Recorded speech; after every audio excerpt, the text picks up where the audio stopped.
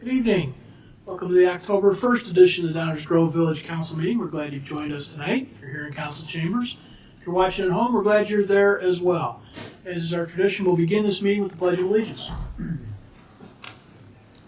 I pledge allegiance to the flag of the United States of America and to the republic for which it stands, one nation, under God, indivisible, with liberty and justice for all.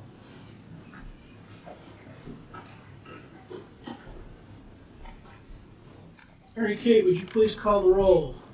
Mayor Barnett, Here. Commissioner Jose, Commissioner Sadowski-Fugit, Here. Commissioner Gilmartin, Here. Commissioner Glover, Here. Commissioner Tully, Here. Commissioner Davenport. Here. Welcome, everybody. Before we get too far down the line, there are agenda copies on those tables on the side. If you would like one, feel free to step over and grab one. You can follow along. Item 3 this evening are proclamations. These are opportunities that I have to highlight or draw awareness to certain things and issues that I think everybody should keep in mind or acknowledge or perhaps thank sometimes. So in this case, we have Code Compliance Month and Community Planning Month. Might sound awfully dry, but they are in fact a big part of what your community does, and they are a big part of how your community navigates between here and tomorrow. So we will read National Code Compliance Month first.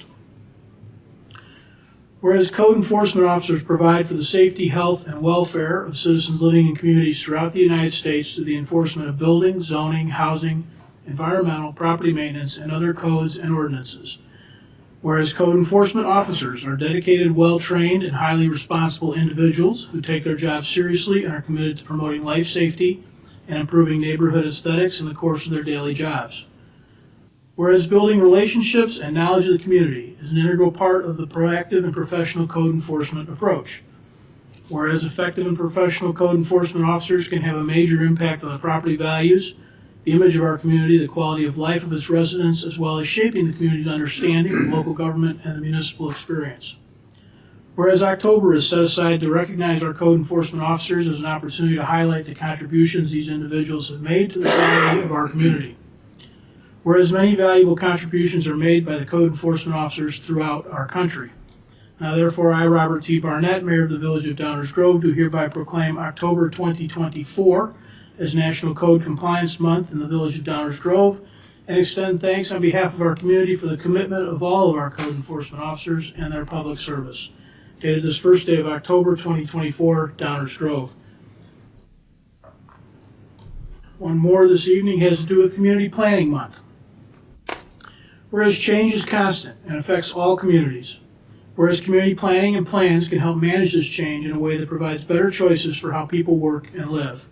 Whereas community planning provides an opportunity for all residents to be meaningfully involved in making choices that determine the future of their community.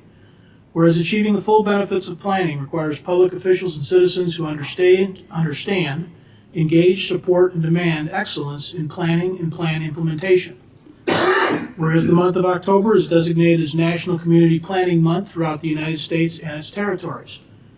Whereas we recognize the many valuable contributions made by the professional community and regional planners of the Village of Downers Grove and extend our heartfelt thanks for their continued commitment to public service and professionalism.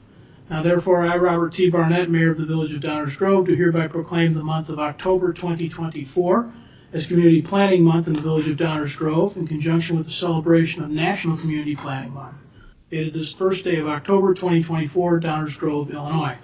And our Community Development Director, Stan Popovich, will come up and accept both these proclamations.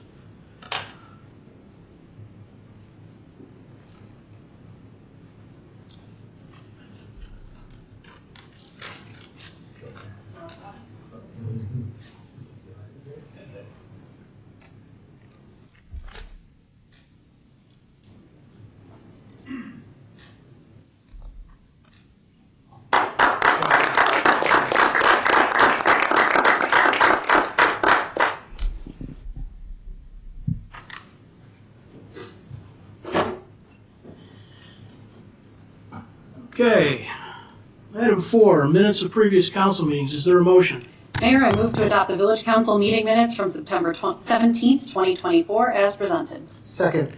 Any comments or questions from the council? All those in favor say aye. Aye. Opposed?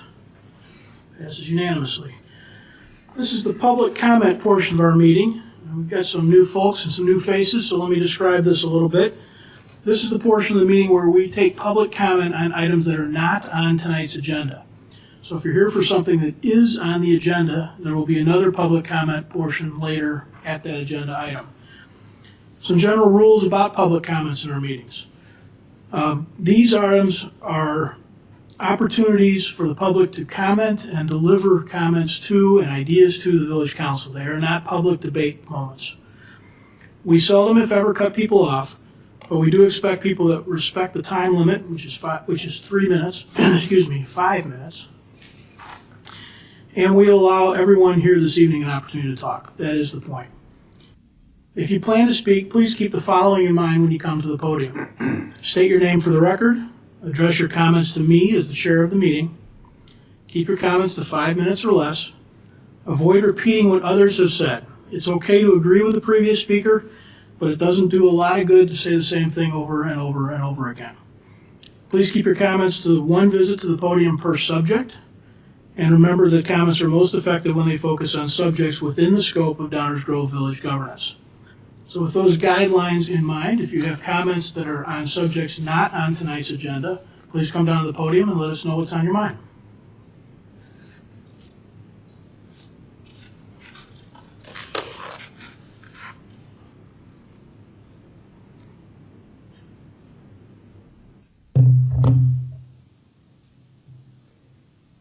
David Rose.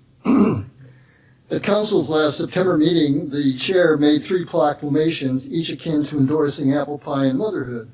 I'd have been more encouraged had he also talked of opposing war and favoring nuclear disarmament.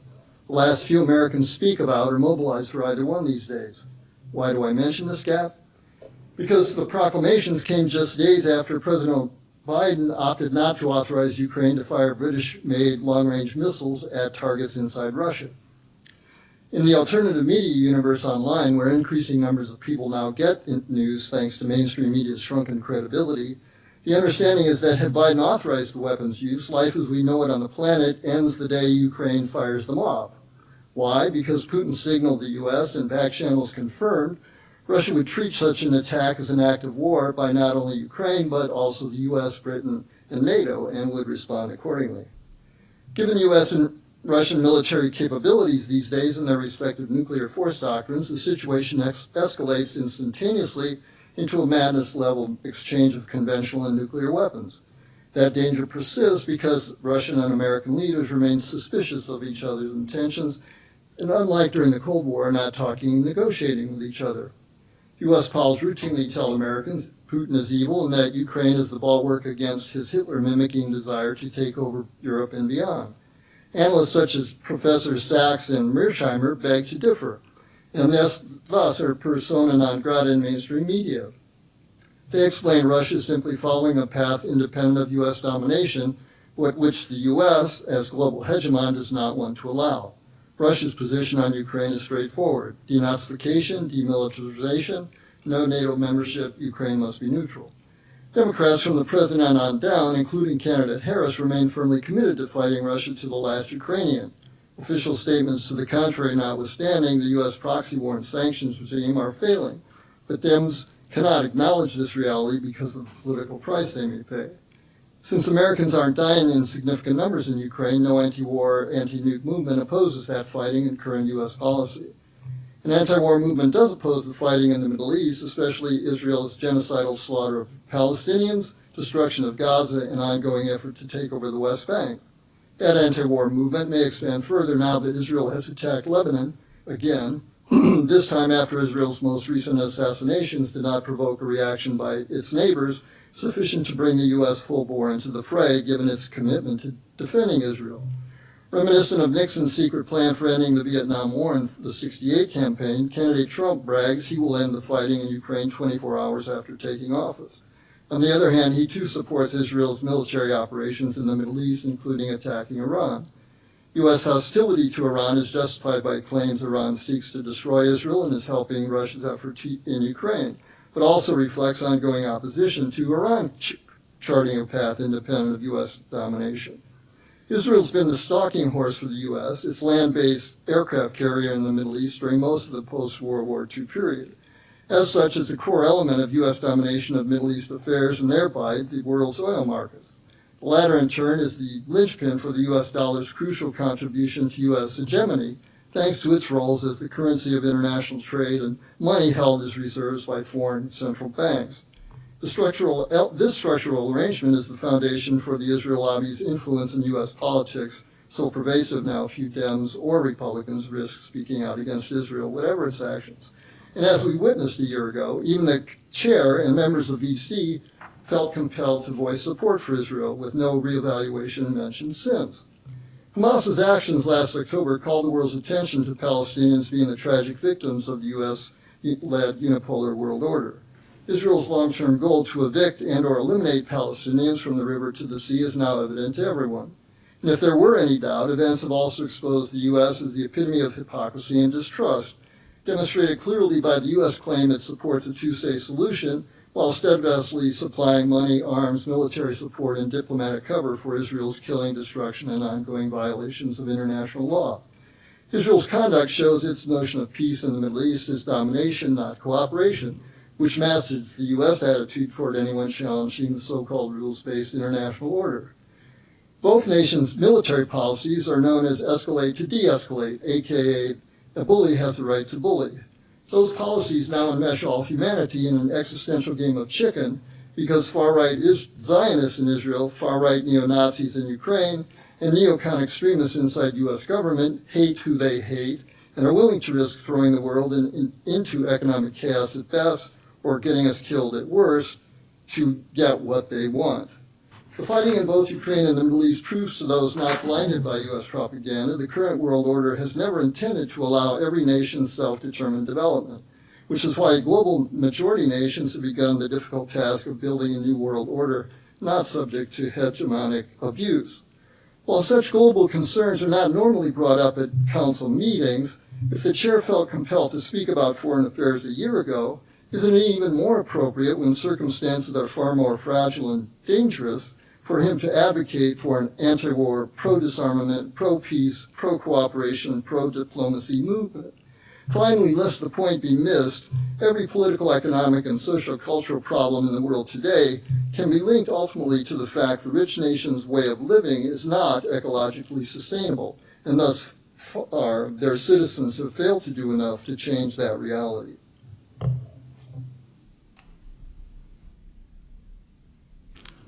Any other comments on things not on tonight's agenda?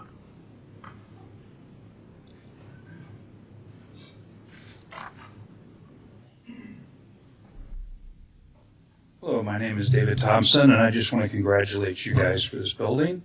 I know it's been tough getting here, been a lot of turmoil and stress over costs and what's right, what's not, but this is beautiful, so thank you.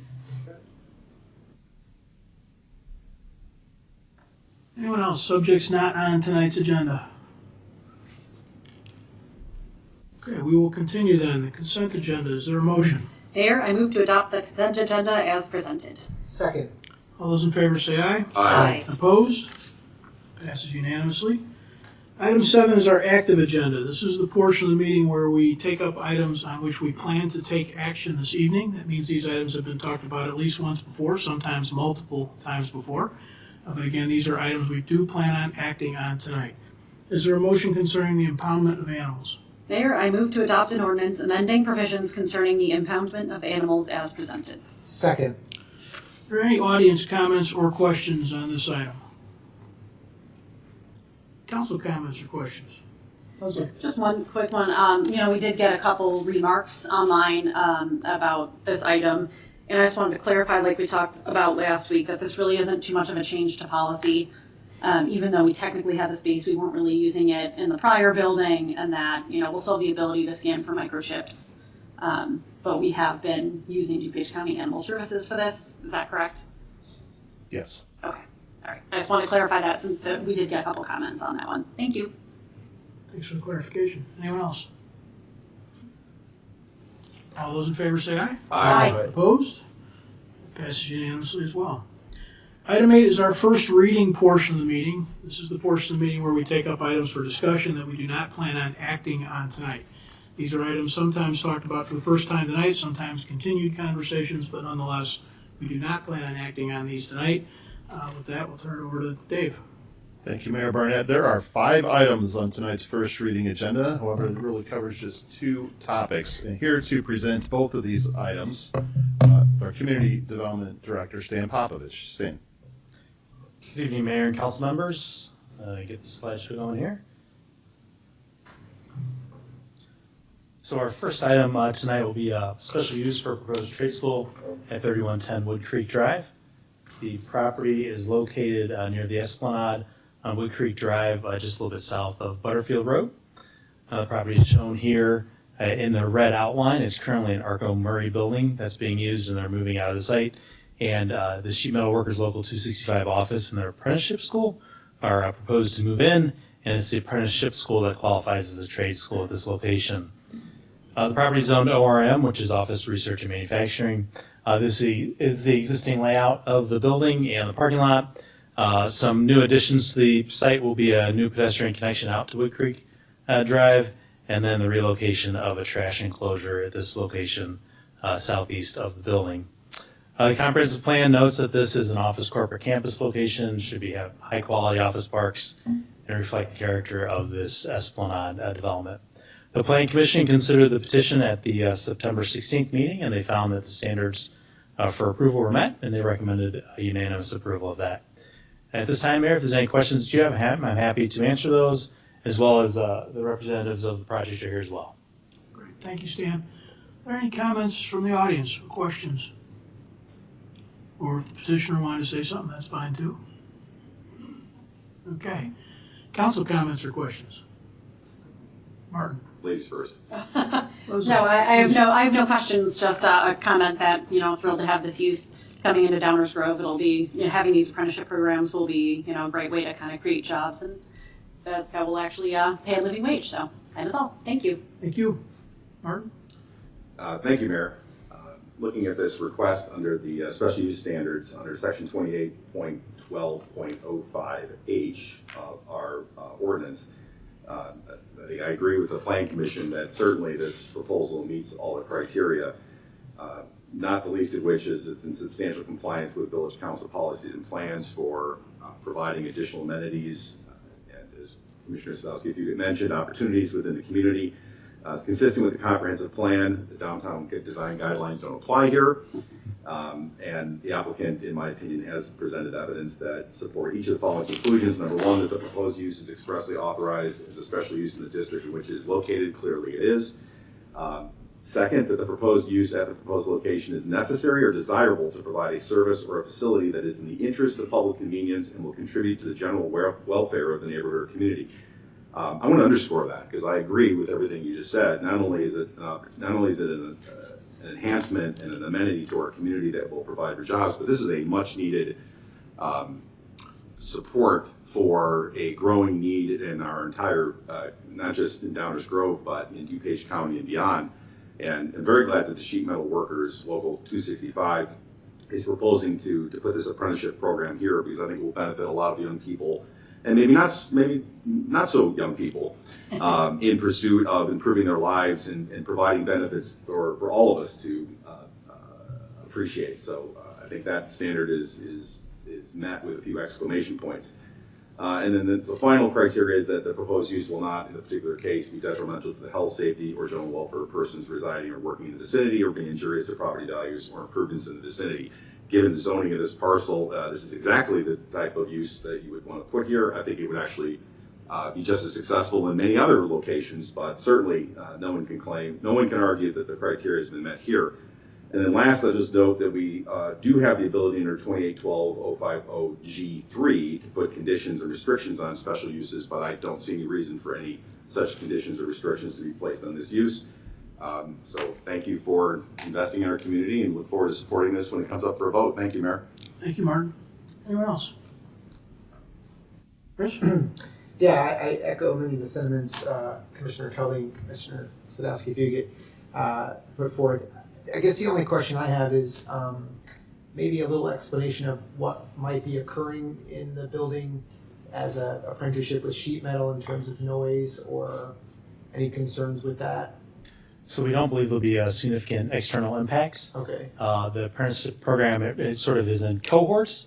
So most of the time the cohorts are out in the community working and then they come in for specific training. So they'll be in for about a week or so and then they'll go back out for a period of time and then they'll come back as the different cohorts sort of move through the So no process. specialized equipment that might be. I will leave that to the applicant if you want to ask that question. Would you mind? Yeah, great. My name is Matt Gugala, and I'm the president and business manager of Local 265, and we appreciate your time. So as far as any specialized equipment or anything like that, currently what they're doing in that warehouse portion is they're doing some welding and cutting pipe and things like that. So there'll be some of that happens. I don't anticipate any added noise. We're not jackhammering anything. It's more of a quieter trade at times.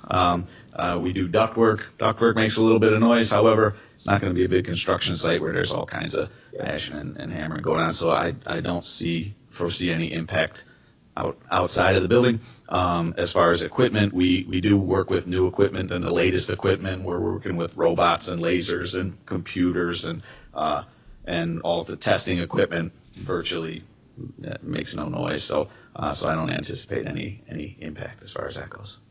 Excellent. Thank you for that. Thank you. That's it, Mayor. Thanks. Thank you. Anyone else? Okay, we'll continue then. The next items on the first reading agenda all have to do with the property located on the north side of Ogden Avenue between Washington and Elm, and I'll turn it back over to Stan for items B, C, and D. Thank you, Manager Fieldman. As Manager Fieldman noted, this is a zoning map amendment request, special use request, and a right-of-way vacation request at 814-818 Ogden Avenue and 4244 Elm Street. The property is on Ogden Avenue, just a little bit north of us here at Village Hall, at the corner of Washington and Ogden, sort of in the center of Ogden Avenue. You can see the site here is located between Washington and Elm, principally at Washington and Ogden, with a little piece that sticks out and connects to Elm Street. When we zoom into the property, we see that there is a public alley at this location, here outlined in the green, outlined in the red and highlighted in the green. The petitioner is requesting a vacation of this right-of-way to facilitate the redevelopment of this property. The conveyance of the alley would be at no cost. If we look at the existing zoning on the property, again, the property is outlined here in green. Along Ogden Avenue, it's zone B3, and then there's two parcels that are zoned R4. The redevelopment request includes the rezoning of the R4 properties and the vacated alley to B3 to make it one cohesive zoning classification at this location. We see the elevations of the proposed Andy's shop there, south elevation, east elevation, and then this is the north elevation and the west elevation on the property. If we look at the site plan here, the building and the canopy for the Andy's is shown in blue here. Green areas, whether that's grass and landscape, are shown in green. We do have some pedestrian connections. There's a sidewalk on Ogden already. Petitioner is going to install a sidewalk along Washington Street and then restore the parkway at this location as well. There's some parking that is located on Washington Street, on the east side of that Washington Street, next to this location. That'll be restored to green space. And then we have pedestrian connections into the facility itself from both Washington and Ogden. Access vehicular from the site is through three access points, one on Ogden Avenue, full access, and then one on Washington and one on Elm Street. And then the connections internally as well to each of those exits and entrances there. Petitioners agreed to prohibit northbound turns out of the site. So if you're leaving the site, you can have full access to Ogden Avenue, but you can only make a left turn onto Washington to go south and a right turn on Elm to go south, and not through the neighborhoods to the north. And the petitioner, I know, can speak to as well about a potential one-way pattern, but right now it's proposed as a two-way traffic pattern throughout the site. With regard to the drive-through, it's a counterclockwise circulation around the building there, is what we typically see. And also here, then, they're also going to provide access to the property at 800 Ogden that currently has access to the alley. So those folks that work in that building will be able to access this property and get out either via Washington or Elm Street that way. There were, according to their plans, are 17 vehicle stacking spaces proposed for the development. It does meet the village's requirement for stacking spaces, and petitioner can speak a little bit when they do their presentation about how many they typically see in a queue and if there's any concerns about going beyond the 17 and out into the lanes that are there for internal circulation. The petitioner is proposing code-compliant landscaping as shown in the drawing. Based on a request from the immediate neighbor to the north on Washington Street, the petitioner has moved the solid fence approximately 4 feet south into the property and added a row of arborvitaes here as well to provide additional screening. That was based on the homeowner immediately to the north's request, so they took that into consideration. If the council has a desire to provide additional landscape screening or fencing along Washington Street or other portions of the property, those conditions could be added to the ordinance as well. The petitioner will also speak a little bit to the impacts to the trees along the north property line and if the relocation of the fence would impact any tree preservation along the property lines. With regard to the comprehensive plan identifies this property as corridor commercial. As you all know, Ogden in this area is retail opportunities for both the neighborhood and the region.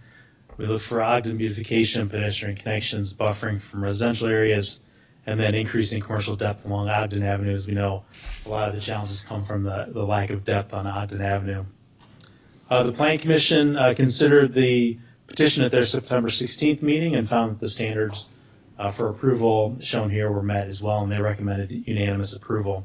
The petitioner is here tonight to give a brief presentation, and we'll discuss a few of the items, including existing volumes of traffic on Washington and Elm Street, the anticipated daily trips from the site and to the site, the expected distribution of traffic along those other streets that are adjacent to the site, whether any other construction, such as a pork chop, could limit further distribution of traffic to the north, talk about drive-through stacking, like I mentioned earlier, one-way traffic flow, and landscaping as well. So I appreciate your opportunity to present this tonight, and I will set up the petitioner for their presentation now.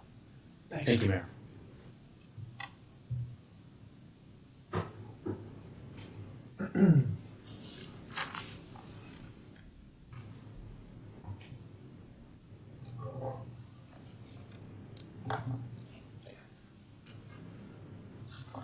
Mayor, council members, I appreciate the opportunity tonight to speak about our Andy's Frozen Custard at 818 Ogden Avenue. My name is Brett Paul. I'm the president of Excite Real Estate. In our presentation, really wanted to address some of the changes we made based on public feedback, as well as some of the additional comments we've gotten from members of the community. Of course, this is the subject property here at 818 Ogden. The two main issues and concerns that we got from the neighbors were traffic concerns, and a lot of those are related to, I think, existing conditions. There's concerns about traffic exiting and entering on Washington and Elm. And concerns about additional congestion at those two ingress-egress points, and then concerns as well about potentially drive-through traffic backing up onto Washington. As Stan did mention, we will be adding signage that does not allow for traffic exiting the site to go north into the neighborhoods. There were some questions and comments about potentially limiting the traffic of what will be the vacated alley. The feedback we've gotten from Callaway, who is here tonight as well and can address any questions, was limiting access on the various points will create more congestion and potentially bottleneck at various points on the site. Having 3 points of ingress and egress spreads out that traffic throughout the site as opposed to pushes it to one side or the other. Also, I'll point out, as was mentioned on, let's see the next just so we get a visual here, on Elm Street, we do have the neighbor at 800 Ogden Avenue who's using that access as well for employees and customers to access the site. Stan mentioned as well the improvements on the parkway. Right now, cars can park, head in. We see this as an improvement to the existing potential traffic issues. You don't have customers pulling in and then backing out into the street. I think the long and short of it, again, we do have KLOA here to answer any additional questions, but limiting access at various points was something that they had recommended against. Again, here's the car stacking diagram. KLOA can speak more about the traffic. 17 cars is a large amount of cars to stack. I know Andy's here in Chicago has their drive-through times under 90 seconds. This gives plenty of room and space to make sure there aren't issues with cars backing up onto the street and causing additional congestion. Here's just some of the numbers that we got from the analysis from KLOA, which is to say that at peak hours during the evening, you have 43 trips, which is 21 in, 22 out. Their peak hours are from 7 to 9 p.m. during the week. As a comparison, the peak hours on Ogden Avenue are typically somewhere about 4:30 to 6. Those decrease 40 to 50% between 7 and 9 p.m. So their peak hours for Andy don't really conflict with the peak hours in Ogden. And of course, on the weekends, that's more of a midday peak with a total of 60 cars. Another concern was the lighting. If you've been by an Andy's, they're pretty bright. I will point out this has been more of a dimmed down Andy's. If you see some in the area, they have met all the code that Downers Grove has, which is fairly stringent compared to neighboring communities. We have also, as Stan mentioned, pulled the fence off the neighboring property to the north about 4 feet to give him an extra little buffer, as well as added trees along the north fence line. This is the old plan, but I'll point out here some of the changes we've made based on community comments. We'll also have agreed to add an additional fence panel along Washington to block any of the cars' flights. There was a question about existing trees on the north side of the property. We are not planning on taking those down. We will trim them up, but that will, again, add an additional buffer from any potential light issues. And again, I'll mention that Andy's has not asked for any variances, which is outside of their typical design, and they are meeting code on the lighting. So kind of gone above and beyond to try to mitigate any issues that some of the neighbors may have with the lighting. That's all I have, and appreciate the time. Again, all of our consultants are here tonight, can answer any technical questions the commission may have. Thank you. Mayor, if I could, there's a couple questions that staff wanted to make sure we understood and the council heard and the community heard. Any commentary on the idea of a one-way traffic flow, and also a comparison of the expected trip generation from Andy's compared to existing volumes on Washington and Elm? That would be helpful, I think. So. I'll let Brendan with KLOA.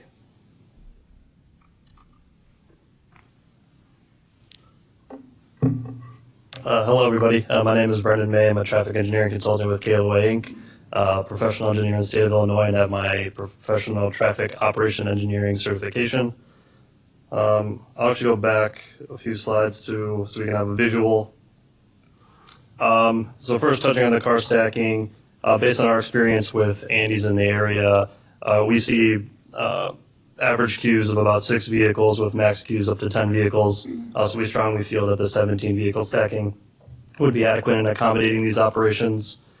When we're looking at the possible conversion of the east-west drive aisle to a one-way, the restrictions are primarily in how the building and the drive-through access is given. So if you're restricted to a one-way eastbound, all vehicles now have to enter from Washington and have to exit onto Elm or turn right to go to Ogden. If you're doing one-way westbound, or sorry, one-way, what did I do first?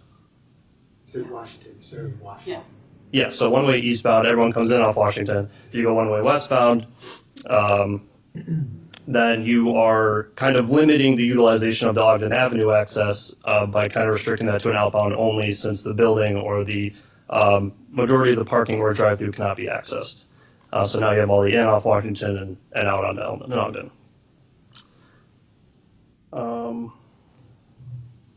And then as in regard to the vehicles generated and traffic on Washington and Elm themselves, so as you can see from surveys we've conducted at Andy's locations, that weekday evening commuter peak hour saw a total of 43 vehicles.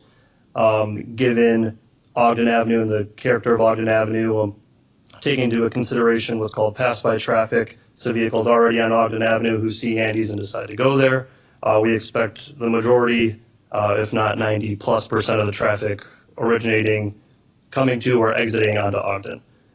So looking at even 10%, which I think might be a little high, it could be 5 or 10%, you would be seeing 4 trips on a weekday evening peak hour or 6 trips on both roadways during that Saturday midday peak hour. So you're talking about 1 vehicle every 10 to 15 minutes. So very minimal impact on the residential roads. I'm available for any other questions if you have them. Anybody have any questions for Brendan? Not yet. Not yet? Don't go anywhere. Okay. Next, let's hear from whatever comments we might have from the audience. We're still trying to figure out what this looks like in this room. The other room sort of had a natural queuing, so if there's multiple people that want to speak and you want to get up, maybe just line up along that wall by the door, otherwise come on down.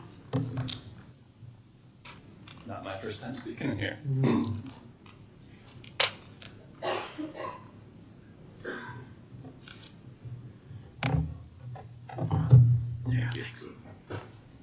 Brandon Thiel. I'm at 4237 Elm Street and 4241 Elm Street, both residential properties that are directly to the east of the proposed development. I support this redevelopment despite Andy's corporate representatives giving false statements while under oath at the community development hearing. An example being that the Countryside location has exits onto 3 different streets, as this proposed development would. That store has cutouts on 1 street, 58th. I also support it despite the row vacation rules of 2 property owners signing off on the alley vacation, currently being fulfilled by only 1 developer owner, 2 times, as the same entity, but with different parcels, thereby not including any additional adjacent property owners or stakeholders. And despite the Plan Commission doing their jobs and saying they heard the points made by my 16-page presentation on parking, pedestrian safety, and other traffic congestion issues, as well as other comments warning of these same and other issues that many of the 60-plus residents of Elm and Washington whom attended the Planning Commission meeting on September 16th also gave. That was the vast majority. 3 people were for it without any additional addendums. The Commission's best advice at that point was to leave our comments for the online for the Guiding DG Comprehensive Plan.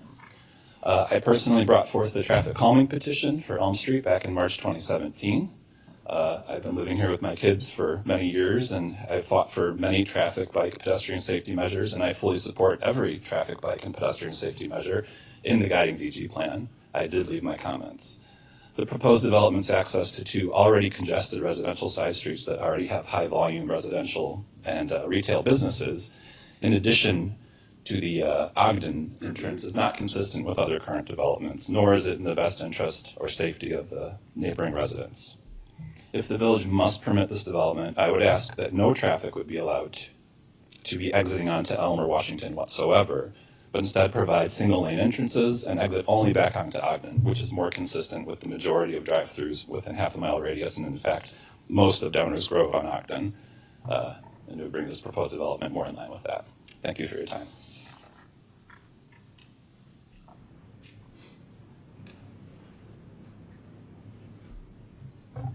Good evening. I'm Rob Rowe. I'm a resident of Washington also. I'm a local lawyer that uses the UPS store as my mailing address too. Similarly, I'm in support of the Andes, but with changes.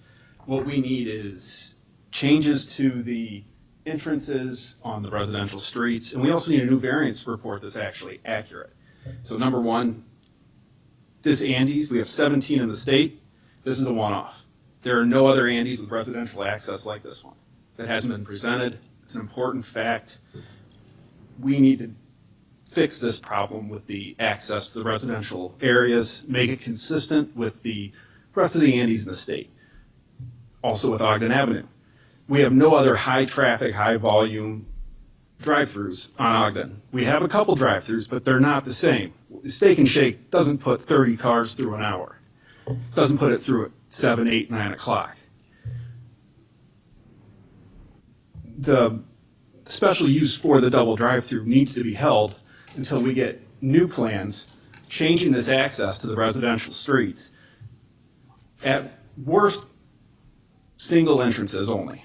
At best, I'd love to see it go away, but if it can't, at least if we can minimize the access with single entrances, that would be a plus. There are some inconsistencies with the application that has been filed, most importantly, the traffic study. The traffic study that was used with the application used Burbank, which is the smallest Andes in the state. The reason they used Burbank was because that they thought Harlem was the most consistent with this specific location. I can't think of a more consistent location with Ogden than Ogden. We should have gotten a traffic study from Naperville to give us some actual realistic numbers on the cars that we're going to see at this location. So what I'm asking is let's remove the two-way access on the residential streets, and let's get a new traffic study, and let's see what the numbers are for Naperville, for Glen Ellen, something that's consistent with Downers Grove. Thank you.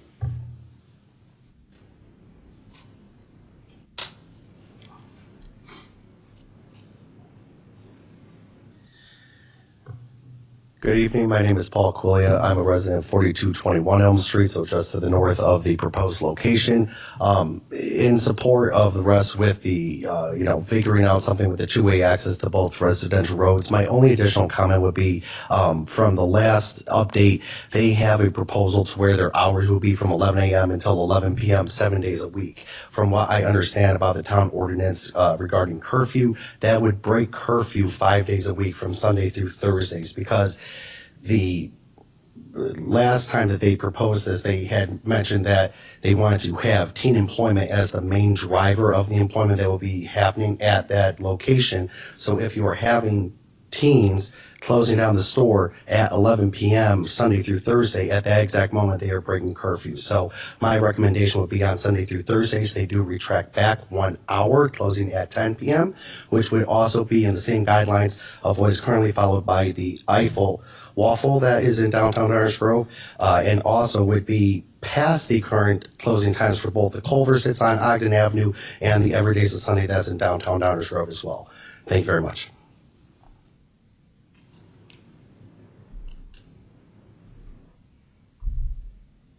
Hello, my name is Adam Carno. I live on Washington Street as well.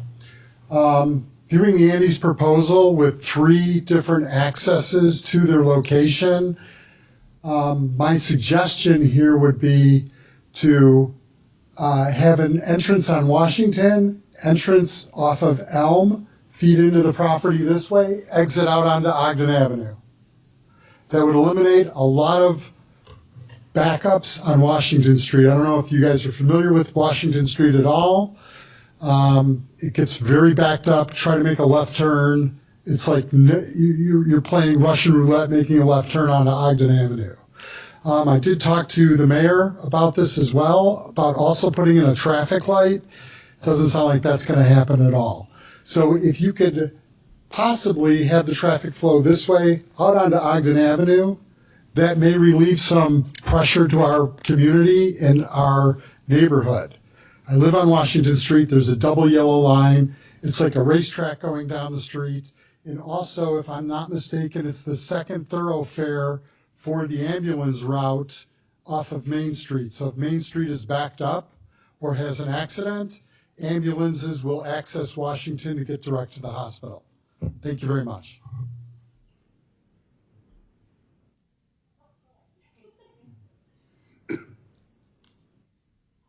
Hi, Alyssa Sponder. I live a couple houses in from the development site. My request would be if you don't consider the kind of traffic routes and access points that the rest of the audience is asking for, that I would ask then that maybe the curb cuts that are going onto the residential streets are assessed and maybe made more restrictive, so that if we do have those, no right turn sign or no left turn sign, that the curb also kind of restricts those turns as well into the residential areas. So I would propose that we assess that. And then I would also propose that Downers Grove assesses some speed bumps within the area. It is quite busy, as the rest of the audience is also, describing. So my concern would be the traffic that's coming and the speed at which drivers are coming down the streets. So maybe some speed bumps would help with that. And I know there's options for removable speed bumps too, because I know it's always a concern for public works or winter and snow plowing. So I know there's removable speed bumps that are options, so maybe those could be assessed and looked at as well. Thank you.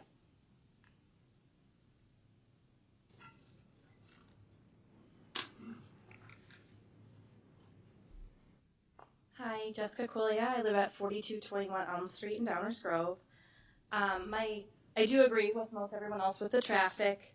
My concern again with the emergency route on Washington being the secondary emergency access. At the last meeting, it was stated that our municipality did weigh in on that it would be okay. They didn't see it was going to be a big issue. We're not the only municipality that uses that hospital. I think we were being very inconsiderate of the other areas that do have to come across to get to Good Sam Hospital. And I want us to weigh in and have them weigh in as well. We've done so many developmental changes between our town and the towns to the south of us that has impacted their routes to the hospital and is making it difficult for those municipalities to get to the hospital to save those patrons that need that service and care. So we do need to me, weigh a little more heavily on Washington being that secondary route, especially with the strangling that is going on at North, with the pedestrian walkways being put in for our students at North. So hopefully a traffic study would be great for that. And to think really about how residents now are using Washington as a cut through instead of using North, and now with Washington to the hospital. Thank you for your time.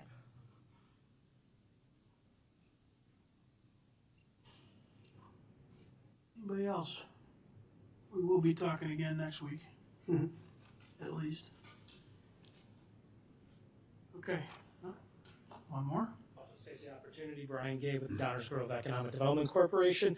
I just wanted to say that the EDC did review this proposal as part of our strategic Ogden Avenue closeout program, and this property was identified early in that process, was deemed a suitable site for redevelopment.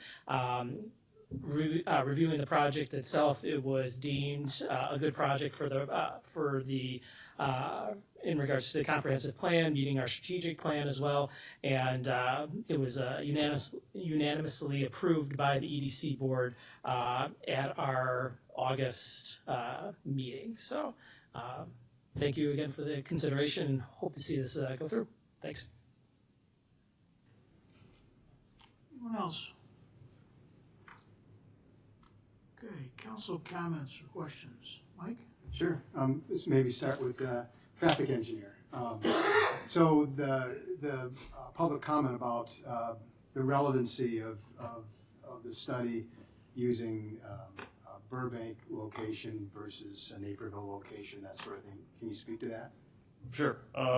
Yeah, as it was indicated, part of using that data was because the daily traffic volumes on Harlem were consistent with the daily traffic volumes on Ogden in this area. Daily traffic volumes do vary region to region. I don't know offhand the daily traffic in front of the Naperville location, but given the similarities in traffic volumes and that's why we feel the data is relevant. Very good. Thank you. Yeah. So, other comments about all this? First of all, let's see. Hearing the idea of possibly putting speed bumps or something along a road that ambulances might have to use, that's maybe not a good idea, I think. But I am sympathetic to the traffic concerns in the community. A lot of that, reading through Plan Commission comments, public comments, and then some of the comments we've heard tonight, seem to be unrelated to this development. I mean, if Andy's wasn't going to be here, we certainly want something else to be here that is similarly doing a great job of trying to beautify the area a little bit, streetscape improvement, great actually pedestrian-oriented development with new sidewalks. That there's given some thought to that. Also, comment about the this being the only Andy's that accesses a residential street. That's not true. The Andy's on Ogden in Naperville, in fact, does have a side loading in and out on a residential street right off of Ogden. So this is not the only, and I've actually been to that Andy's before as well as others. So the 90-second drive time or stack time, getting people through is excellent. I'm not sure, I haven't timed it myself, but I'll just say I love Andy's frozen custard. I'm going to be glad to be spending my sales tax money here in Downers Grove instead of the one down in Bolingbrook that I usually have to drive down to. EDC as well as the Plan Commission have given their recommendation for approval on this. I love the fact that their peak hours are happening at a time when Ogden Avenue isn't at peak hours, right? And that wouldn't be the case with other potential developments for this site. So I think that's a real plus. I appreciate the responsiveness that Andy's has shown in terms of providing landscape buffer, fencing to the residential areas. Appreciate very much the preservation of the trees along the north property line. So that's not something that they have to do, but I'm really glad that they're doing it. Traffic studies too. I've only been on the council for 1.5 years here, but I'm starting to feel some, symbiotic relationship, if you will, or something with traffic engineers as an architect. I mean, and I get it. Everybody drives, right? Everybody's in traffic all the time, and we all think that we have, extensive knowledge about how it all works. And in fact, we really don't. And so this council, the village, as a community, we're definitely concerned about traffic, and that's why we require, a traffic study of this nature to be done by a professional who goes through and looks at different situations and tries to anticipate things that could come up, right? So very much happy or appreciative of the fact that we're not going to be getting traffic backing up onto our residential streets. And the 3 points of access, I think, are help to further minimize the possibility that that's going to happen as well. So I wouldn't want to see that change. The no turn to the north, I think, is we've done that with other places along Ogden Avenue, and I'm glad that Andy's is willing to do that. Although I suspect that some people will still turn to the north if they want, which is maybe one of the reasons why it was suggested that we do some alteration to the curb cut there, that sort of thing, to dissuade people from doing it a little bit more. So I'd be interested in hearing a little bit more about what we can do with that, right? And I think I've hit on most of the points I wanted to make. I really, look at these are the kind of developments that we really want to have happen along Ogden Avenue. You look at this property and it doesn't look so terrific right now, right? Yes, we are extending the business use into a couple of currently zoned residential spots, but if you look at the way the zoning works along Ogden Avenue right now, this isn't taking it any further than what you typically see. And without it, it makes it hard to have the kind of development we like to have at this point here. So I think that I'm definitely in favor of the vacation of the alley and the change to the zoning here. And then I am also hoping that the folks that are concerned about traffic in the neighborhood will continue to be a part of our guiding DG and provide some input. I understand that there's a stop sign that we might be adding as well as kind of come out of this. Yeah, there was a study done a couple of years ago with some recommendations about stop controls, and it looks like there was a recommendation that we may not have implemented fully, so we're going to take another look at the intersection of Washington and 41st Street. Our intent is to bring that forward with a four-way stop. So look for that coming. It'll likely be approved at the staff level first and then make its way to the council. Terrific. I'd be in favor of that as well. These sorts of things come up and it gives residents a chance to reflect, and it's not uncommon for us to hear, right, other related concerns and issues in the neighborhood. And a fear that any sort of development, any sort of change could potentially make some things worse. And so, I appreciate that. I'm glad that we're hearing it, and hopefully, apart from this, we can take some of that forward. That's all my comments for now, Mayor, but thank you. Thank you. Yeah. Leslie? Yeah. I have some questions that maybe will be answered now, but will likely have to be answered later. I'll start with, I do appreciate that there are more than the required drive-through spaces. I do think that those will be sufficient, and based on the information given, don't anticipate that we'll have an issue with that. I also appreciate the north buffer and the idea that we really are going to be trying to protect those residents, both from a sound perspective and from a lighting perspective. One question I do have is if it's possible to make the lighting dark sky compliant. That would also help then potentially with the concerns of lighting that the neighbors have. I have a lot of notes here that kind of all amount to the same thing with regard to those curb cuts. One question I have that I think probably will not be answered right now is if we have other examples of businesses on Ogden in Downers Grove that are kind of on corners with some potential in and out on residential streets. I'm thinking of like Lantern Pizza, but I think that's only an exit. And so maybe just if we can get some of those to have an idea of what that looks like, that would be helpful for me. I don't know if we have an idea of ambulance routes from other municipalities or not, or if we've kind of discussed that with folks. I was looking up the Naperville location that Commissioner Davenport mentioned, and it actually looks like it is a similar configuration to this, except that it doesn't have a curb cut where we would have Washington. So it looks like Washington would have been completely cut off on Naperville based on what it looks like on Google Maps, and that what's essentially going east for us would be past an alleyway, through another business similar to ours, and then out onto Loomis Street, is what it looks like on Google Maps.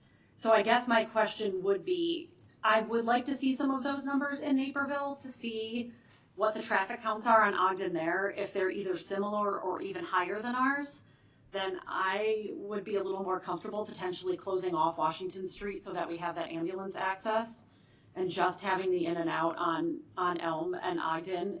And again, depending on what those numbers look like. You know, if the numbers on Ogden Avenue and that Naperville location are lower, it may not work out quite as well. But if they're higher or the same, I think it would be worth having a discussion about potentially not having the curb cut on Washington.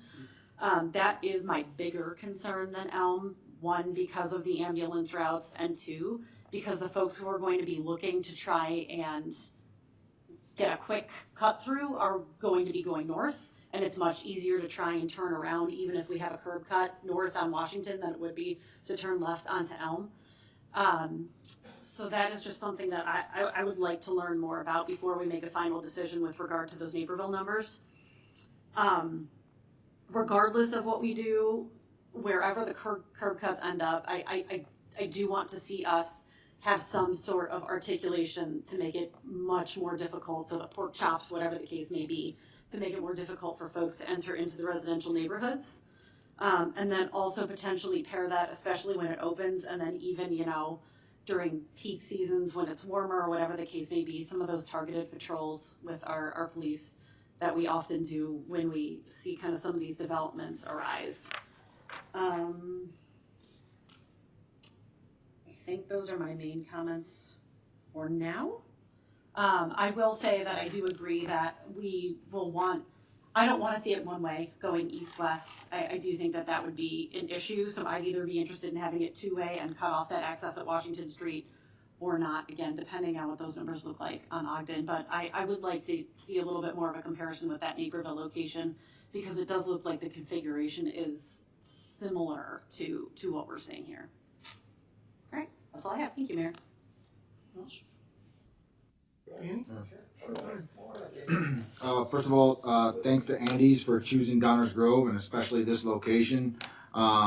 Since I've been on council and even before, this is what the plan was envisioned in the comp plan before this and the future comp plan. And as Brian mentioned, I remember going out on a field trip. I believe Chris was there too, and we specifically visited this location and talked about how this location needs to be redeveloped here in the near future. So I'm glad to see something being done with it. I think most of the neighbors would probably agree that seeing that every day you come home isn't the most delightful thing either. So I think this is a huge enhancement for not only Ogden Avenue, but for the whole neighborhood in general.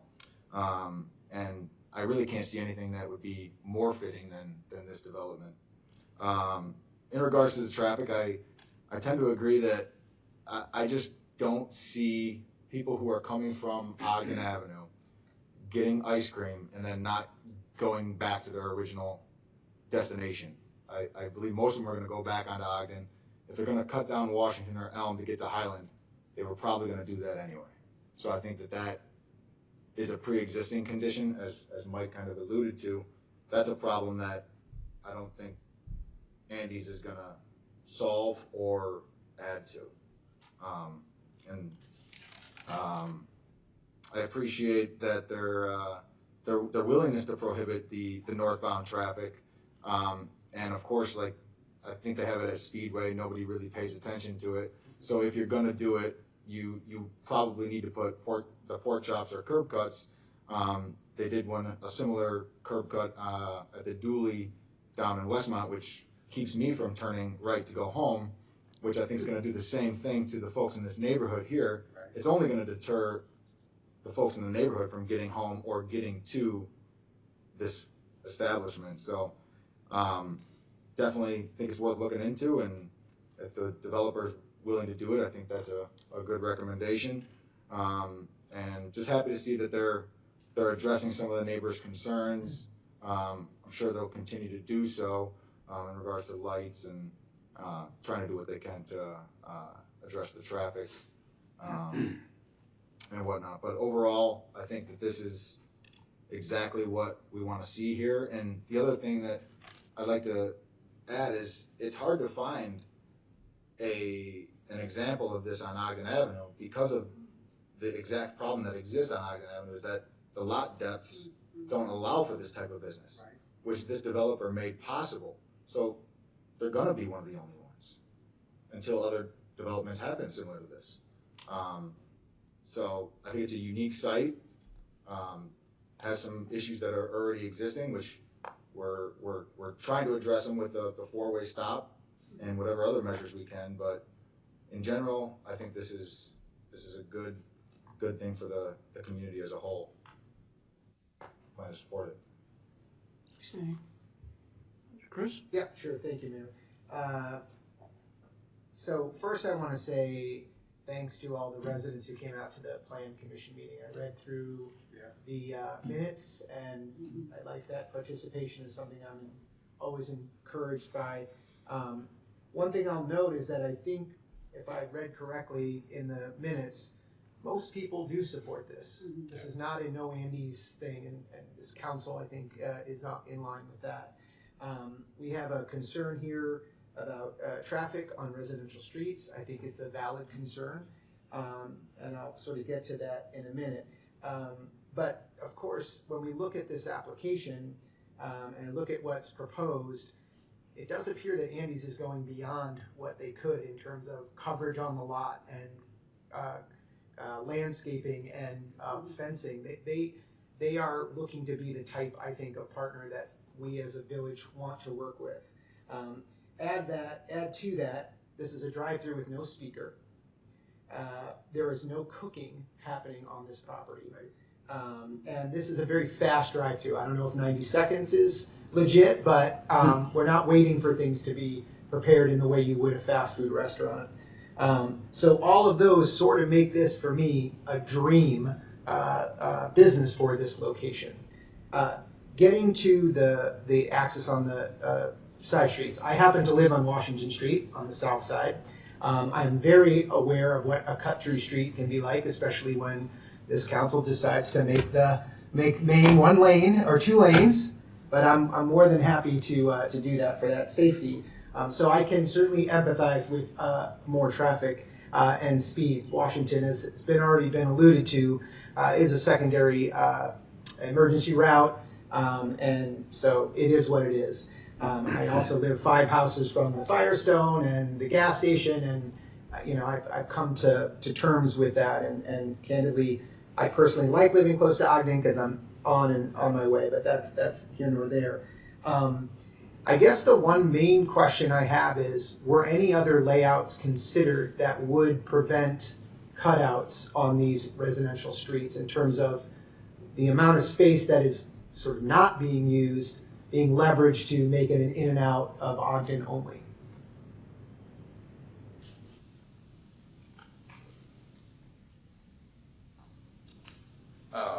In terms of other layouts, I mean, we went through several iterations. I mean, when you start the planning process, we wanted to bring the drive-through up close to Ogden, so it's not close to the residents where, then you're getting traffic close to the houses. I'd also mention as well, restricting access on Washington and Elm, while we're right now proposing no northbound traffic. If you do have residents coming to visit the Andes from those areas, now you're forcing them to go out into Ogden Avenue, I think can be an unintended consequence, perhaps, that causes, additional dangerous situations as well. We worked with staff and went through the process, in formulating the site plan, and obviously have very qualified engineers and architects that are giving us input as well, as well as the traffic consultants. So, but in all that, and I don't know if you can speak to this if you're in the room where all that was happening, but was there ever an option where it was only Ogden only? No. Okay. No. Yeah, I think, look, in terms of if this is the way it ends up, I do also have concerns, and maybe would look to seek a little more resident feedback on those no northbound turns, given what that might restrict you as residents. So I think that's that. Personally, I would love to see none of this emptied out or entered in on each of these residential streets. However, I understand that this is also the nature of this property. As Commissioner Glover mentioned, that was one of the first things we sort of learned about Ogden was these shallow lots, commercial lots that require some of that. So I appreciate you mentioning that, Danny.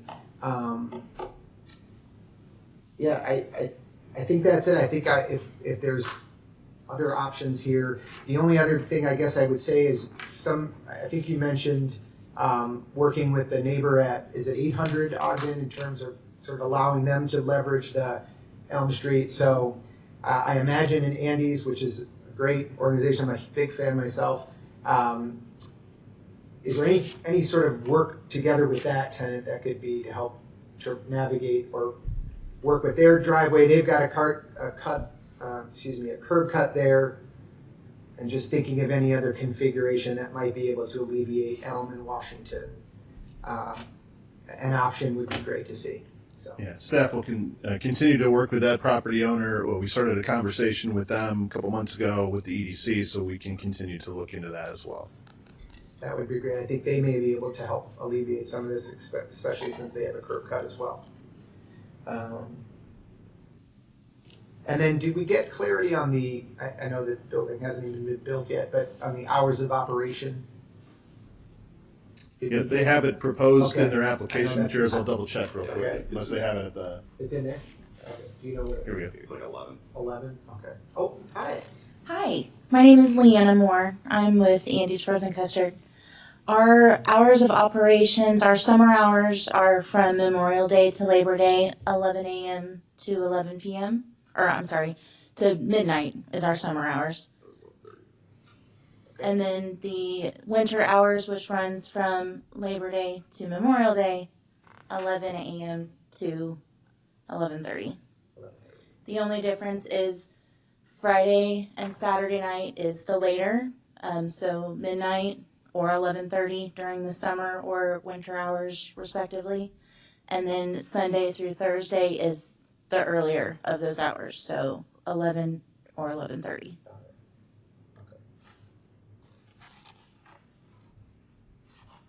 Okay. I think that's all I had, Mayor. Thank you. Okay.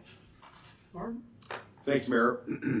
My comments are going to address items A, B, C, and D all together because they're a package. And it's important that they're a package because, as others have mentioned, this is a economic development initiative that the village has been involved in through the EDC and otherwise as part of a long-standing desire and plan to upgrade Ogden Avenue. It even goes back before the comprehensive plan was the Ogden Avenue Master Plan. And everyone's absolutely right. Ogden Avenue used to be called Old Plank Road for a reason, because it actually was an old plank road.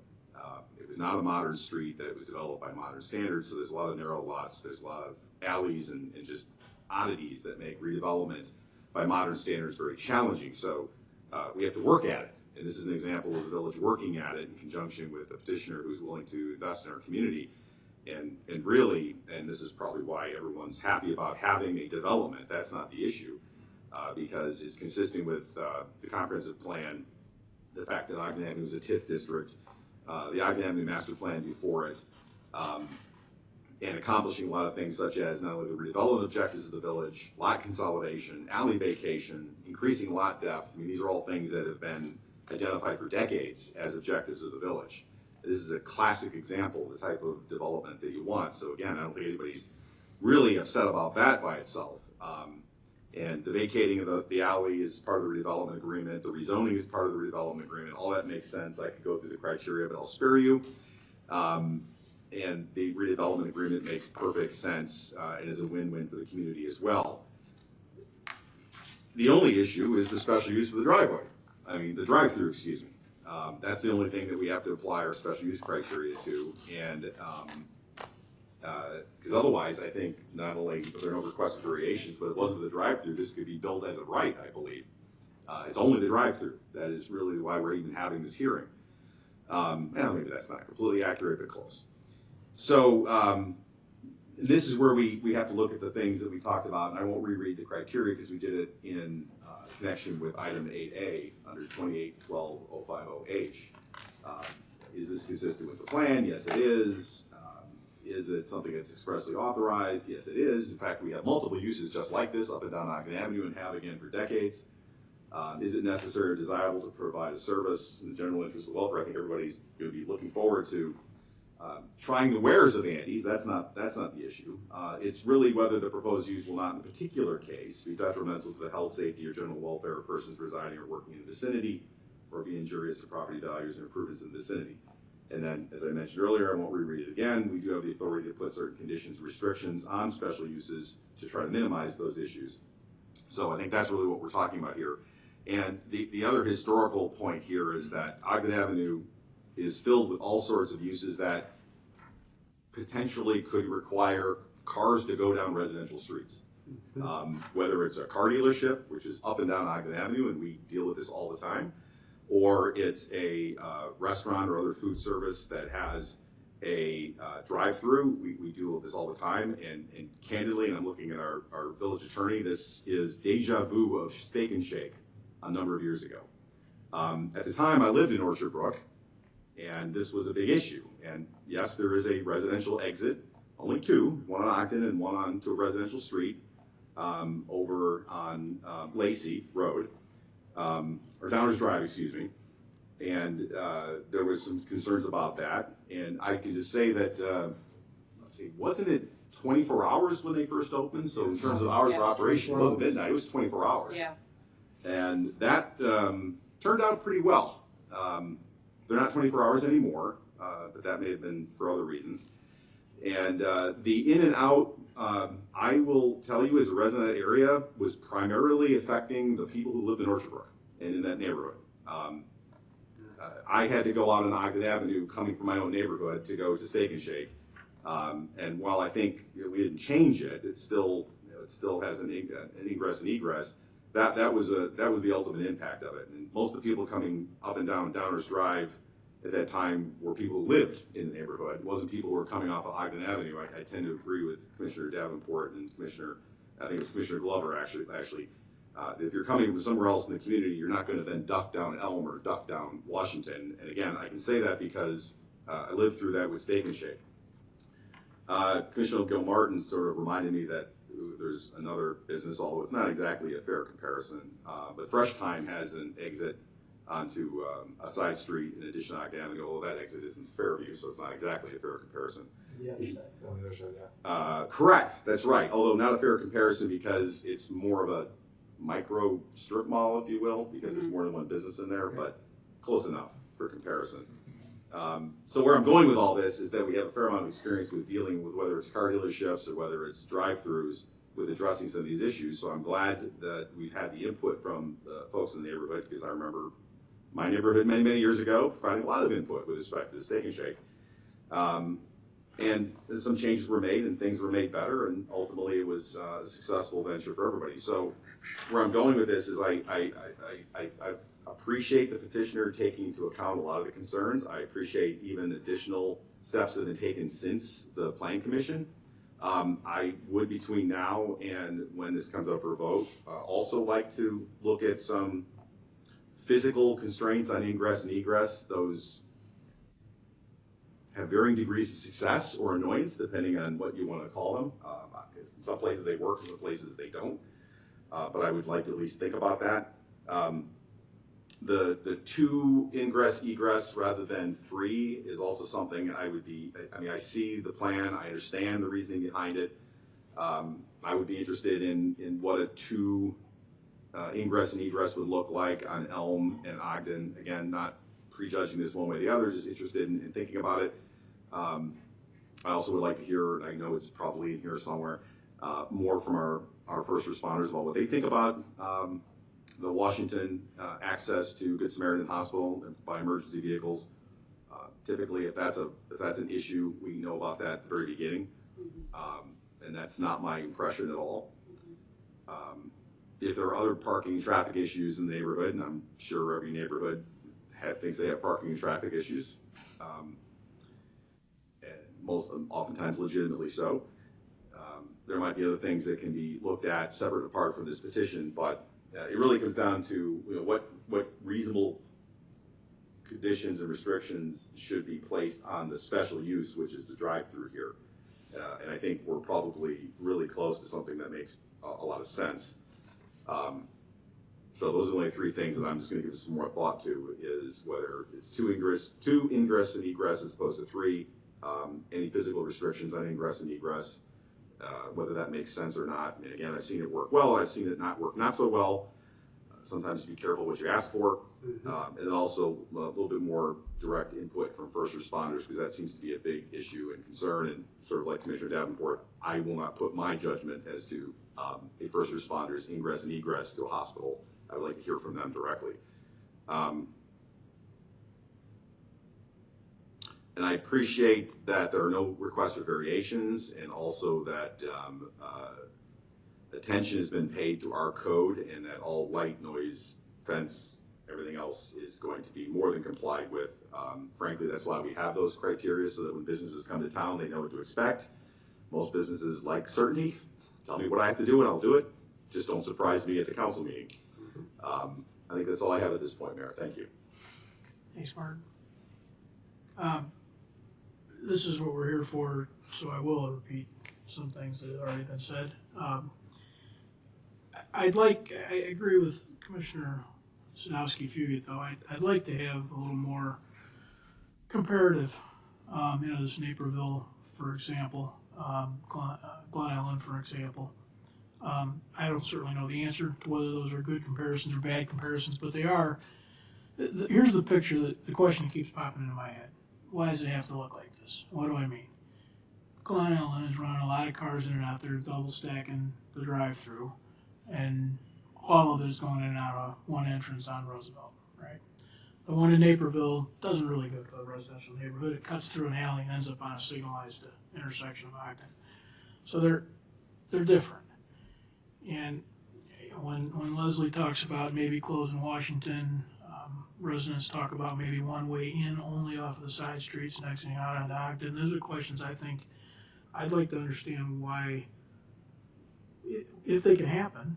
If they can't happen, I really need to understand why. It is exactly the type of development we're looking for, but within the constraints of the fact that we do have a special use and the fact that we are putting TIF money into this thing, so it's not just a buy right thing.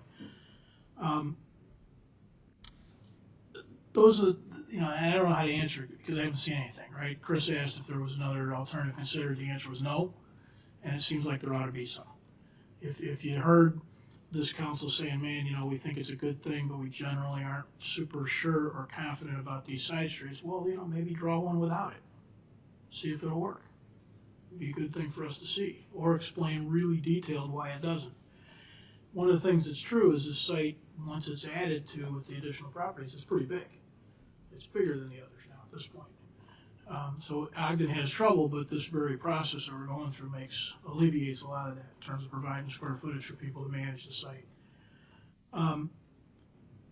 The landscaping stuff, I do think, I don't know if it was a surety, but I'd like to see it on some drawings where we talk about coming south a little bit from the north property line to try and defend, if you will, the west side of Washington.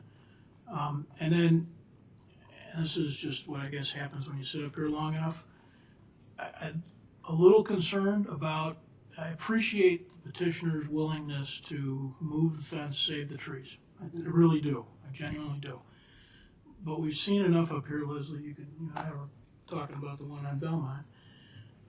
You start pulling the blacktop up that goes up to the tree, and in 2 years we're gonna end up with dead trees, right? So I don't know the answer to that. I don't know who does know the answer, but I'd like to understand if we collectively, between the petitioner and the village TIF fund, are figuring out a way to manage that and prepare for that. It shouldn't happen. So I think, in general, I think this is probably a good thing. I just wonder if there are some things we could do a little differently that would make everybody feel a little better about it. So that's kind of where I am with the thing. It fits what we want on the site. It fits the rules we're going by, but we have opportunities, I think, to try and tweak it enough to make it fit a little better. The dark sky thing, again, that if that can't happen, tell us why. Otherwise, try and make it happen, right? It'd be a good thing.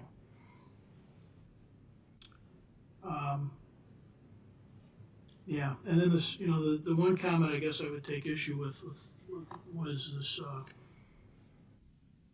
pre-existing and you can't solve it I don't know if I'm framing that exactly right, but that was said. The pre-existing conditions, you know, maybe they are, maybe we can't solve them, but we can sort of do everything possible to try and make sure we're not making them worse. Even if we don't know exactly, if it's 1 or 2 cars a day, well, can we make it 0? We should at least ask the question and see what a drawing might look like. So, that's it. Mike? There's one other positive that I saw in the proposal I forgot to mention is that I believe that the result of this is actually less impervious area that's there right now. So there's more green space than currently exists. This development removes more pavement and building and such than it's putting back, which I view as a positive as well. So That is for sure. Yep. Chris? Yeah, I just wanted to maybe clarify what was suggested earlier. Leslie, were you talking about maybe shutting off the Washington entrance and exit? Is that? Yeah, Okay. even potentially making Elm, you know, not necessarily just south, but if you look at the one on April, which again, I know, you know, is Yeah. signalized, Linda Street is signalized, but it's kind of a similar configuration to ours, minus that signal, Yeah.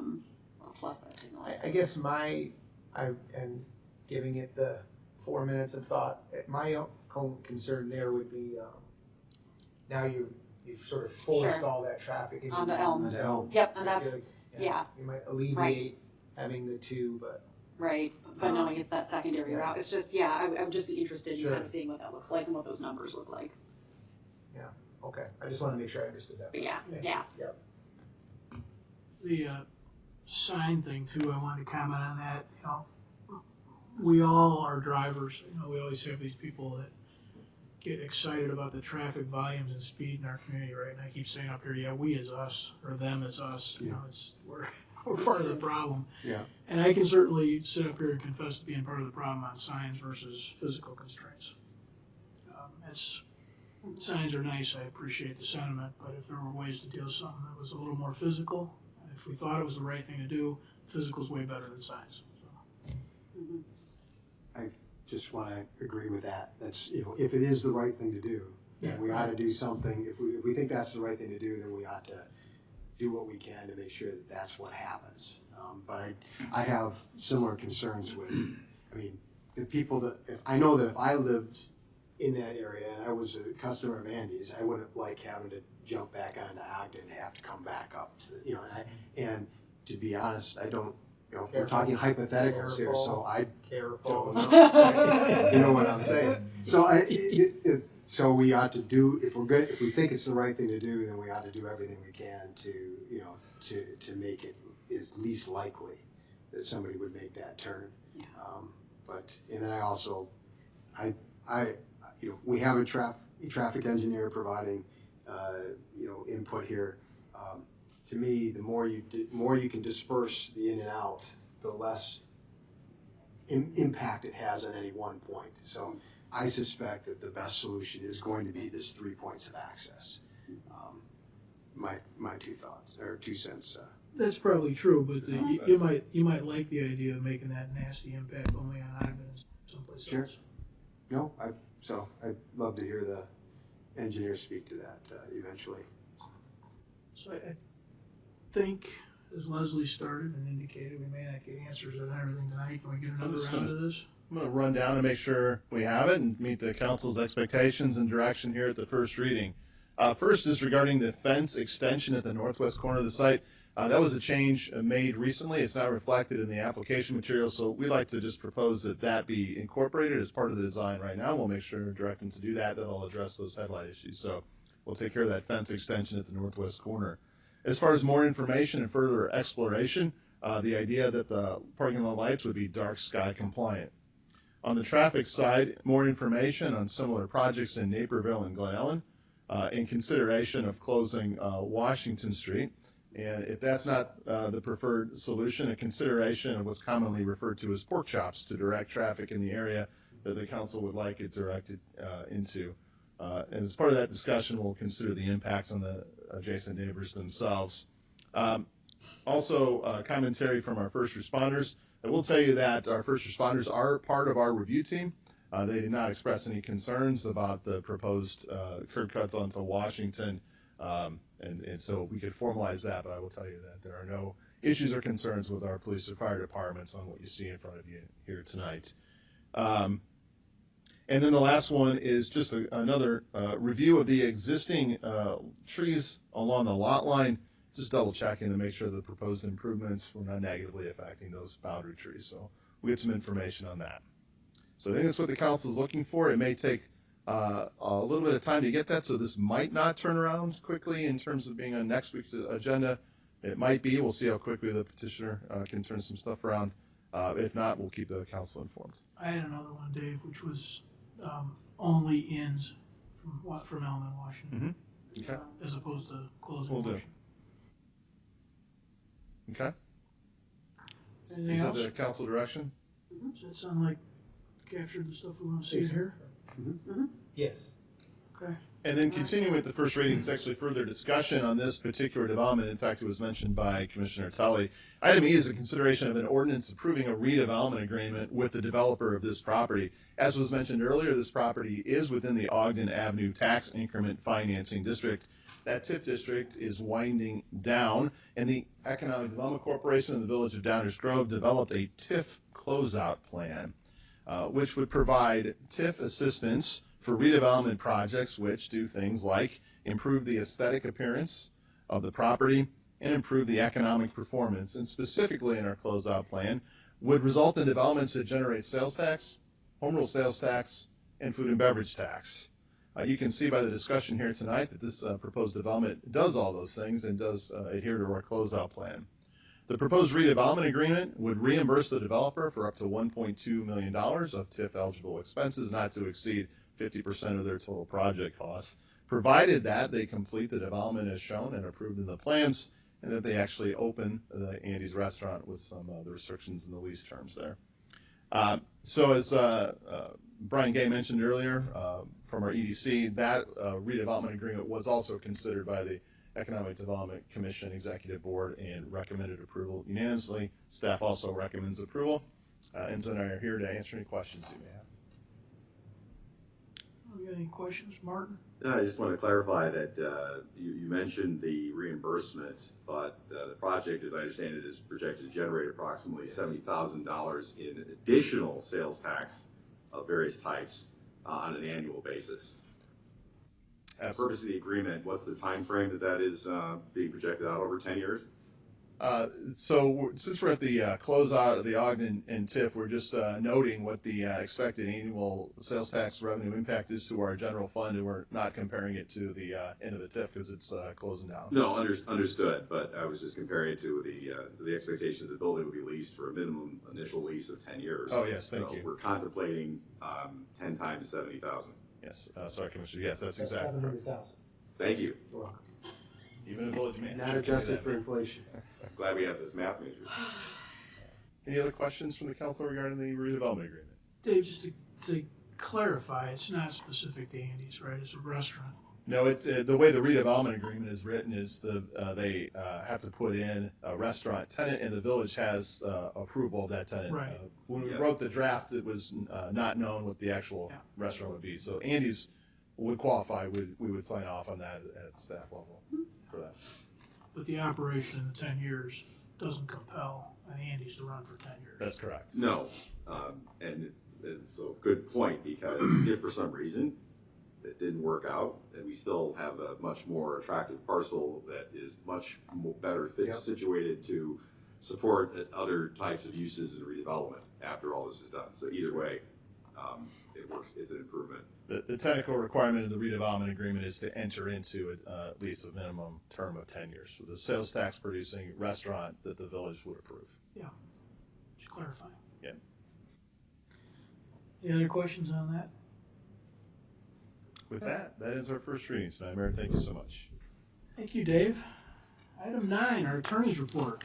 Anything for us, Enza? Yes, thank you, Mayor. 5 items to present tonight. The first is an ordinance authorizing a special use for 3110 Wood Creek Drive to permit a trade school. The second is an ordinance vacating a certain portion of a public right-of-way north of 814, 818 Ogden Avenue. An ordinance rezoning certain property located at 814, 818 Ogden Avenue and 4244 Elm Street. An ordinance authorizing a special use for 818 Ogden Avenue and 4244 Elm Street to permit a side-by-side drive-through. And an ordinance approving the redevelopment agreement between the village and Downers Grove Equity Group LLC. Thank you, Mayor.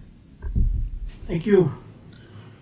Mayor's report. Tonight we have one item, which is appointing some members to boards and commissions. We have a motion prepared. Linda, would you read that? Yes, I do. It is a resolution appointing and reappointing members to the village boards and commissions. Whereas Mayor Barnett has made the following appointments to boards and commissions, now therefore be it resolved that the Village of Downers Grove does hereby confirm the following appointments. Community Events Commission, reappoint Jessica Bisdell to a 3-year term expiring August 31st, 2027. Reappoint Taylor Summers to a 3-year term expiring August 31st, 2027. Environmental Concerns Commission, reappoint Liz Peloso as chair to a 3-year term expiring August 31st, 2027. Historic Preservation and Design Review Board, reappoint Ayana Kolev to a 3-year term expiring August 31st, 2027. Human Services Commission, reappoint Samantha Aycock as chair to a 3-year term expiring August 31st, 2027. Reappoint David Nicholson to a 3-year term expiring August 31st, 2027. And reappoint Colleen Loftus to a 3-year term expiring August 31st, 2027. Liquor Commission, reappoint Yamili Sosito to a 3-year term expiring August 31st, 2027. Appoint Jeff Diedrich to a 3-year term expiring August 31st, 2027. The Planning and Zoning Commission, appoint Don Rickard as chair to a 3-year term expiring August 31st, 2027. Appoint Stephen Toth to a 3-year term expiring August 31st, 2027. Appoint Cal Patel to a 1-year term expiring August 31st, 2025. Appoint Michael Boyle to a 1-year term expiring August 31st, 2025. Appoint Catherine Frankovic to a 1-year term expiring August 31st, 2025. Appoint Viral Patel to a 2-year term expiring August 31st, 2026. Appoint William Lincoln to a 2-year term expiring August 31st, 2026. And appoint Tandra Rutledge to a 2-year term expiring August 31st, 2026. Police Pension Board, reappoint Steve Cogger to a 3-year term expiring August 31st, 2027. Appoint Robert Anderson to a 3-year term expiring August 31st, 2027. Stormwater and Floodplain Oversight Committee, reappoint Kelly Mills to a 3-year term expiring August 31st, 2027. Appoint Stephen Frost to a 3-year term expiring August 31st, 2027. And finally, the Transportation and Parking Commission, reappoint James McDonough to a 3-year term expiring August 31st, 2027. Ed, can you repeat that? Wow. Thank you, Enza, for reading those, and thank you to my colleagues for assistance with this process. We are not totally complete. This is about 90% of the vacancies that are out there, but we're close. I really appreciate your help on all this, and thank you to the residents who are willing to serve in those positions. So we want to move that resolution forward? Mayor, I move to approve Resolution 2024-10485 as presented. Second. All those in favor say aye. Aye. Opposed? Thank you all. Item 11 on the agenda, council member reports. This is an opportunity for council members to report out on goings on in the community or other groups that they're a party to or things they think the village should hear about. So we'll start to my left with Commissioner Tully.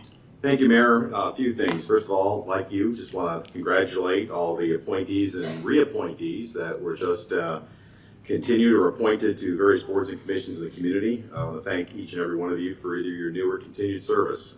We rely very heavily on our boards and commissions, and it's another way for the community at large to have meaningful input into the decisions of this body. So we appreciate your service very much. Number two, speaking of public service, I want to congratulate Mary Ellen Young on being the recipient, the 2024 recipient, I should say, of the Montreux Dunham Award, a highly coveted award that recognizes exceptional service in the community. which is something that Mary Ellen exemplifies in every possible way. I couldn't be happier for her, and for those of you that would like to congratulate Mary Ellen Young and learn more about her fabulousness, there will be a reception at the Lincoln Center put on by the Downers Grove Historical Society from 1 p.m. until 3 p.m. That is October 5th at the Lincoln Center. We all know where it is, but just in case you forgot, it's 935 Maple Avenue, Downers Grove. Registration is free, so you get to go and congratulate Mary Ellen Young and learn more about why she's such a wonderful person.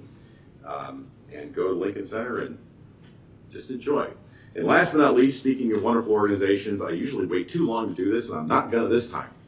A fantastic and equally fabulous not-for-profit in our community that does wonderful things both in Downers Grove and beyond, particularly for those in particular need and in distress, is Hope's Front Door.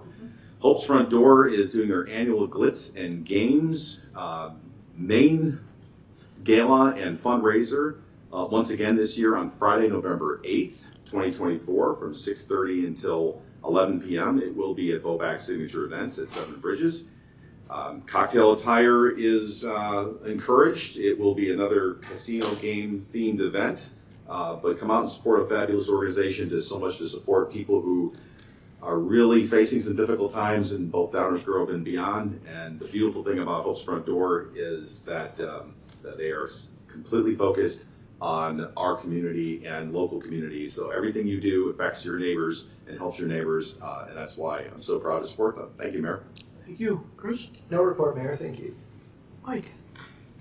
Just want to let everyone know that Leslie and I attended the Illinois Municipal League conference. I invested a better part of 3 days in attending and took copious notes. The workshops I was in, I'm not going to brief you all on that right now. I thought maybe what I'd do is a little bit at a time as I go along, and I'll just, for tonight, I'll just keep it really short. And that I learned a little something more about us when I was there. There was a vendor there in Clark, Environmental Services, company that we actually employ for mosquito abatement and that sort of thing. And they were talking, and this, I was like, wow. So in order for them to spread their abatement work around at catch basins, that sort of thing, they actually ride bikes to get to these places. And so, I mean, right? Like, wow. And in addition to that, they use hybrid crew vehicles and all-electric ULV spray equipment. And so, I mean, this is something that we're already, this is a company that we're already employing to take care of a service for our community, and they're doing it in such a great ecological way. And it kind of made me proud, and then also, hey, why didn't I already know about this, right? So just another one of those great things that we're doing and not celebrating as much. And like I said, I had a lot of great experiences down there this time, and I think being a newer council member, it's probably maybe more beneficial to me than it is to some of you veterans. But really great experience, and I appreciate the opportunity to attend, and at future meetings I'll fill you in on some of the other things. So thank you, Mayor. Thanks, Mike. Danny? No report. Thank you, Mayor. Leslie? Yep, just want to echo the appreciation of Mary Ellen Young. Unfortunately, you're going to have to hear from me at the microphone and podium again on Saturday, so you get to see me again if you happen to visit there. But I will also echo the Illinois Municipal League was fantastic. Went to sessions about making value-based decisions, about lead replacement lines, diversifying procurement practices, and AI, and I have tons of notes as well. So I'm sure I'll be sharing those with my colleagues. We coordinated too, so that we didn't attend the same thing, so that we could get maximum coverage. And that was actually Leslie's idea, so I give you credit for that. I appreciate that. And then I just want to thank the mayor again for the United Against Hate Week proclamation last week, and I did get to participate in some of the community kitchen sessions. If you have never volunteered for the community kitchen, it's a series of evening meals at some of our local churches. I made dessert and found out that one of the folks who came there had once owned a bakery and that blondies were her favorite thing, and I happened to make them that day.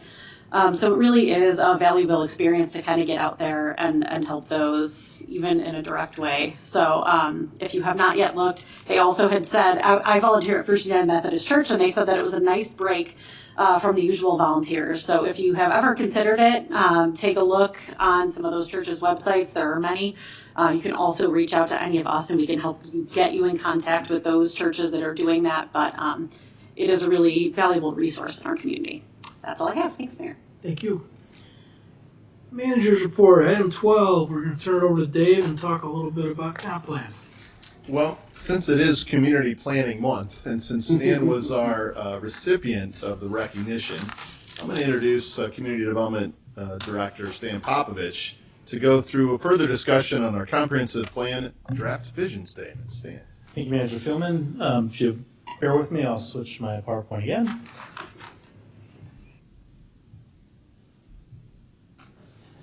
Oops.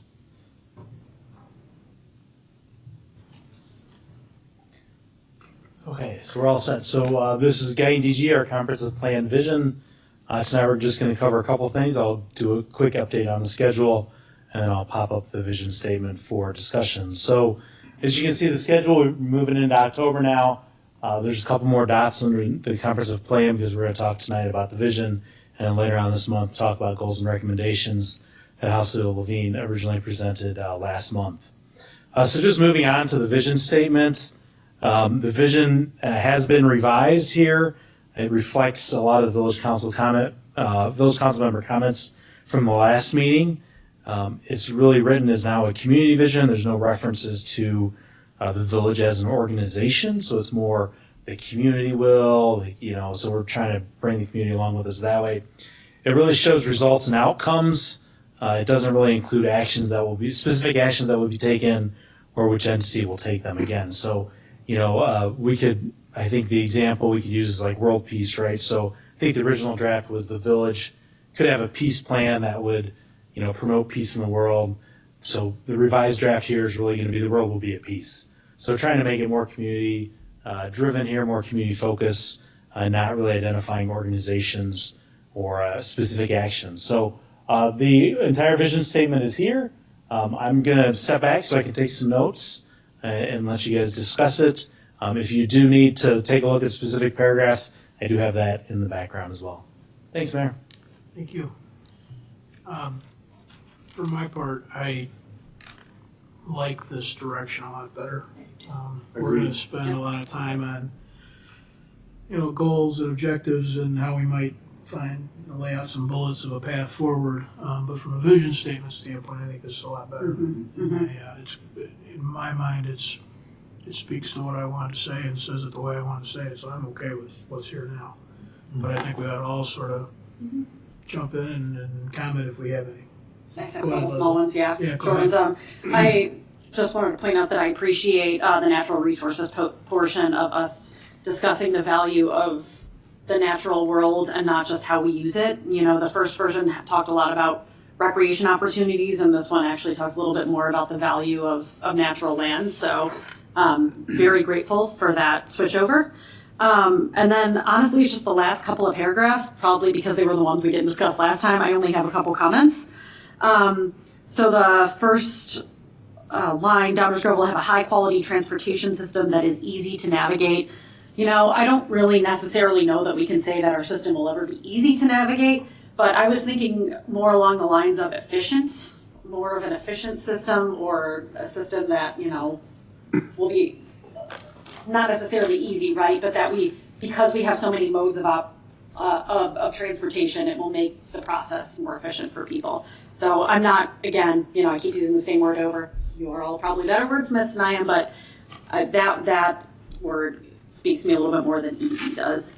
And then in the final paragraph where we talk about continuing to welcome residents, visitors, and new opportunities, this one felt more like the community portion and less like the business. And so it felt a little bit off having business type in there. I'm not sure if there was something specific that we were trying to get at, but it just seemed a little bit off from the rest of the paragraph for me. And that is really all I had. I feel like we talked about the business opportunity before that, right? If we move the business type to the section that was talking about business, Yeah. does that work for the council members? Yeah, that fits better for me. This one seems to be more about the people. To the economic development section. And then Commissioner Sadowski-Fugit is proposing this idea that easy to navigate may not quite capture it, more of a reference to an efficient system. How does the rest of the council feel about that? Work? I'm okay with that. Me. Yeah. So the left side's not quite as fine. I'm not sure I'm not sure efficient is the right word, but I like where you're going. Right, or Me too. easier to access, but, I don't you know the know, word. What are some of the words? Accessible? Is it easy, is accessible? easily accessible, like, yes, that feels more in line with what I, would be looking for. That's fine. Yeah. That's better. Yeah. Okay. That's all I had. I love this much more. Yeah. Anyone else want Well done. to jump in? Sure, I'll be quick. I'm going to resist wanting to put commas and semicolons in different places. We'll deal with that later. Some Oxford comma issues going on here. But, the only thing that, I do like this a lot. I do this like this a lot. The only thing that jumped out at me is that the fourth paragraph and the fifth paragraph seem disjointed, and let me explain why. I get what's going on here. Fourth and fifth. 1, 2, 3, 4. One that begins downtown Downers Grove, that's the Okay. fourth paragraph. Fifth paragraph is the first one, Yep. the second column on the right. I understand what's going on here, but this seems a little bit disjointed because at first blush, I think the casual reader would think that we're focusing on Belmont and we're not investing in anything else. Thank you. I get what we're trying to say, but I think these two paragraphs don't flow well together and make that point properly, because I think we almost want to say the downtown is this, and then we're going to make investments in Ferry, which we clearly are. And then likewise would like to do that with Belmont Station, which is horribly overdue. But that's an editorial comment. And it may be simply as saying in the fifth paragraph, the community will similarly invest in and transform the Belmont to Selshanator. That's probably the simplest way I could communicate what I'm saying, because otherwise it sounds like we're focusing on Belmont and the rest almost gets missed because there's no verb. Paragraph 4 is more a statement of this is what it will be, whereas 5 is an action word. We're going to do something. See what I mean? So I think the easiest way to solve that issue, because I wouldn't raise a problem without a proposed solution, is maybe something like the community will similarly invest in and transform. So that then ties the two together, because it shows that paragraph 4, we were taking action, and we're also taking action in paragraph 5.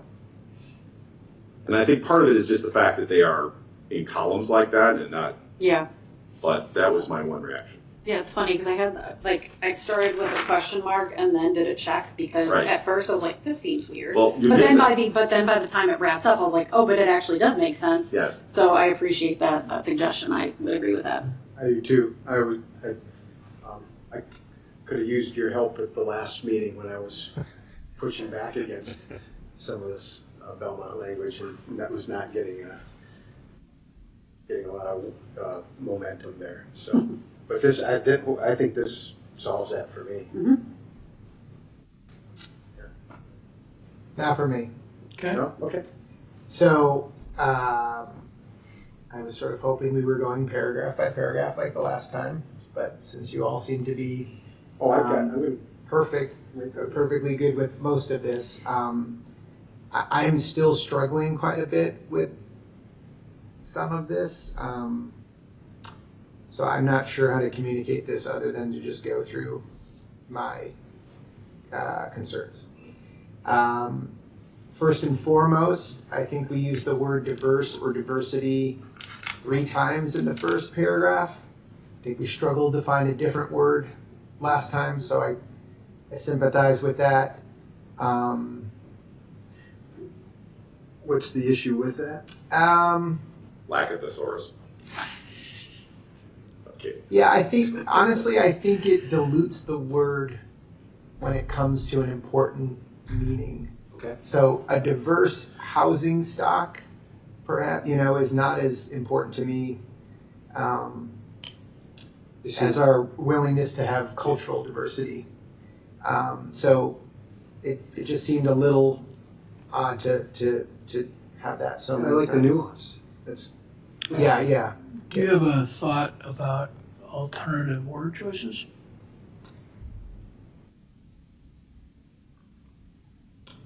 I think you're right. When you say the same word over and over, it starts to lose something. Yeah. I also think that the word is appropriately used in the subjects. So how do we Yeah. I don't know. I have pick another word, Distinctive. Yeah, I have to think about that. Yeah, distinctive is a good one. varied. Divergent. Yeah. I guess just Various. known for its safe, diverse, and well-maintained neighborhoods. That's where distinctive, I think, would work better. Yeah, I don't think I agree. diverse neighborhoods feels. I think distinctive would be better. Yeah, I agree. Let's do that. Okay. Thank you, Merriam-Webster.com. Good. Keep that open. Don't go far. Yeah, exactly. Damn right. I guess in the paragraph about the business-friendly environment, so I guess the third one, will continue to attract businesses and investment. The attractive commercial and employment corridors and centers will continue to improve and thrive. It seems like we've jammed a couple things in there that aren't. I don't know. Chris, It's a lot of words. Do you have a suggestion on this? Because I do. I mean, I don't know. Employment corridor seems awkward to me. I wouldn't think of or refer to anything as an employment corridor. I see. I think we're talking about corridor and center. Well, it says employment in the next paragraph, Or employment funky. hub. But you got the areas, I don't know if they're centers or corridors, but you got industrial areas and commercial office areas that are distinctly different. Yeah. And function as employment. I do think commercial in plain meaning terms does imply and capture employment, so if you're okay with attractive commercial corridors. Yeah. Yeah. I think that's fine. But corridors and centers, are we just being redundant there? Is there a difference between a corridor? I mean, I know there's a difference between a corridor and a center, but is the sentiment the same? Yeah, these are just my notes, just throwing them out there. Yeah, we could change it to no. Node? Node. No, I think it's used node is used elsewhere in the document. Well, You could use a corridor as node. so the other concern, just in a couple things here, is if we're using too much like planning vernacular, like Yeah. mixed use kind of. And node's cool, Stan, but that's too lingo-y. Yeah. How dare you? Especially during community. Come on. Planner month. You act like you just got a proclamation agency or something.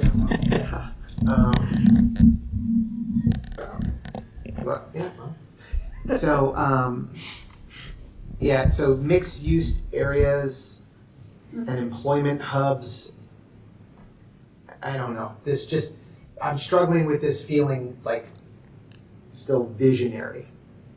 It's feeling a little more like we've stepped down to like a little more specificity that doesn't quite nail it for me. So if the council is on board with what Commissioner Gilmartin's saying, we could actually just go back and sort of de-planerize it and raise it a level on visionary. It might be a little challenging to do it as a group right here, but if that's the directive. I think we could take a shot at that. You could stick it in Chat GPT and ask it to write it. Like a visionary. Like a normal, like a 12th grader, not a planner. I think that would be helpful. And I'm sorry I don't have more specific ways to change it. I perhaps should have that, but Mike, it sounded like you were on the same subject. Is what I was Dave's the saying? subject, but not with the. I wasn't having issues with the words that were being used. And I don't know. I mean, who's our target audience? I don't know that people reading this wouldn't understand what mixed use meant, or, so I don't feel strongly about this. Well, I think Chris was getting at, I'm speaking for you, Callum. the idea of sort of elevation flight analogy that if we start using a bunch of planner speak, we start to get into execution modes or methods or directions as opposed to stuff that stays a little more visionary. Is that about right? Yeah. So is that, forget specific words, is that squared all with where you were finding trouble? No, I was wanting to rewrite the sentence, so I was taking out the word, I was changing this, the second and third sentences, let's see here. So, no, I was just taking the sentence and shortening it up, so I was changing it to, the commercial corridors and centers will continue to improve, thrive, and grow as regionally recognized destinations and notable activity centers, mixed-use areas, and employment hubs. So I was trying to shorten. I liked it up to the and mixed-use areas and employment. Yeah, hubs you could yeah, slim that down too. If but I like the conciseness of that better. So I too am struggling with this third and fourth paragraph, as Martin mentioned. And I did last time too. Hey, hang on, Chris. Oh. On that third paragraph, so Mike, you could just give your note to Dave, and Dave could take that and the idea of getting a little less planner speak and rerun that paragraph, yeah? Yeah. And then we're good enough to move on? Yes. All right, so I'm just trying to Yeah, that's good. That's good. round stuff out. Okay. Like mixed-use areas and employment hubs feels a little too in the weeds for me. Okay. The downtown and the Fairview area. So the first thing is, I think what I expressed last week was in calling out Fairview, which is a sort of project that is on our plate now, and then pointing to Belmont, which could be down the road, and others. That feels a little too specific for me. I feel like the downtown deserves its own section. It's important enough. The success of downtown could be expanded to other areas. I don't know that why we have to be specific to Fairview, unless we feel like it's important for us to drive. I mean, this is just the vision. We still have a whole plan that's going to get into specifics around these areas likely. Yes? Yes. Yes, for sure. So, I don't know, it just feels why we're calling out Fairview specifically. Belmont. And Fairview and Belmont and I-355. So I'll respond. To me, I'm trying to make a strong connection between downtown and Fairview. And so I like this for that reason. So that we start thinking of it as something that's connected, as opposed to two different places, totally unique, right? So that's where that works for me. And then, that's why I was doing it. I wasn't, so I thought at our last meeting, I felt that there was some, like the reason we were bringing Belmont up, I think the mayor was really speaking this, is that he said, hey, these are three train stations, right? And how should we, if we're trying to do something around Fairview, maybe we ought to be thinking about around Belmont too.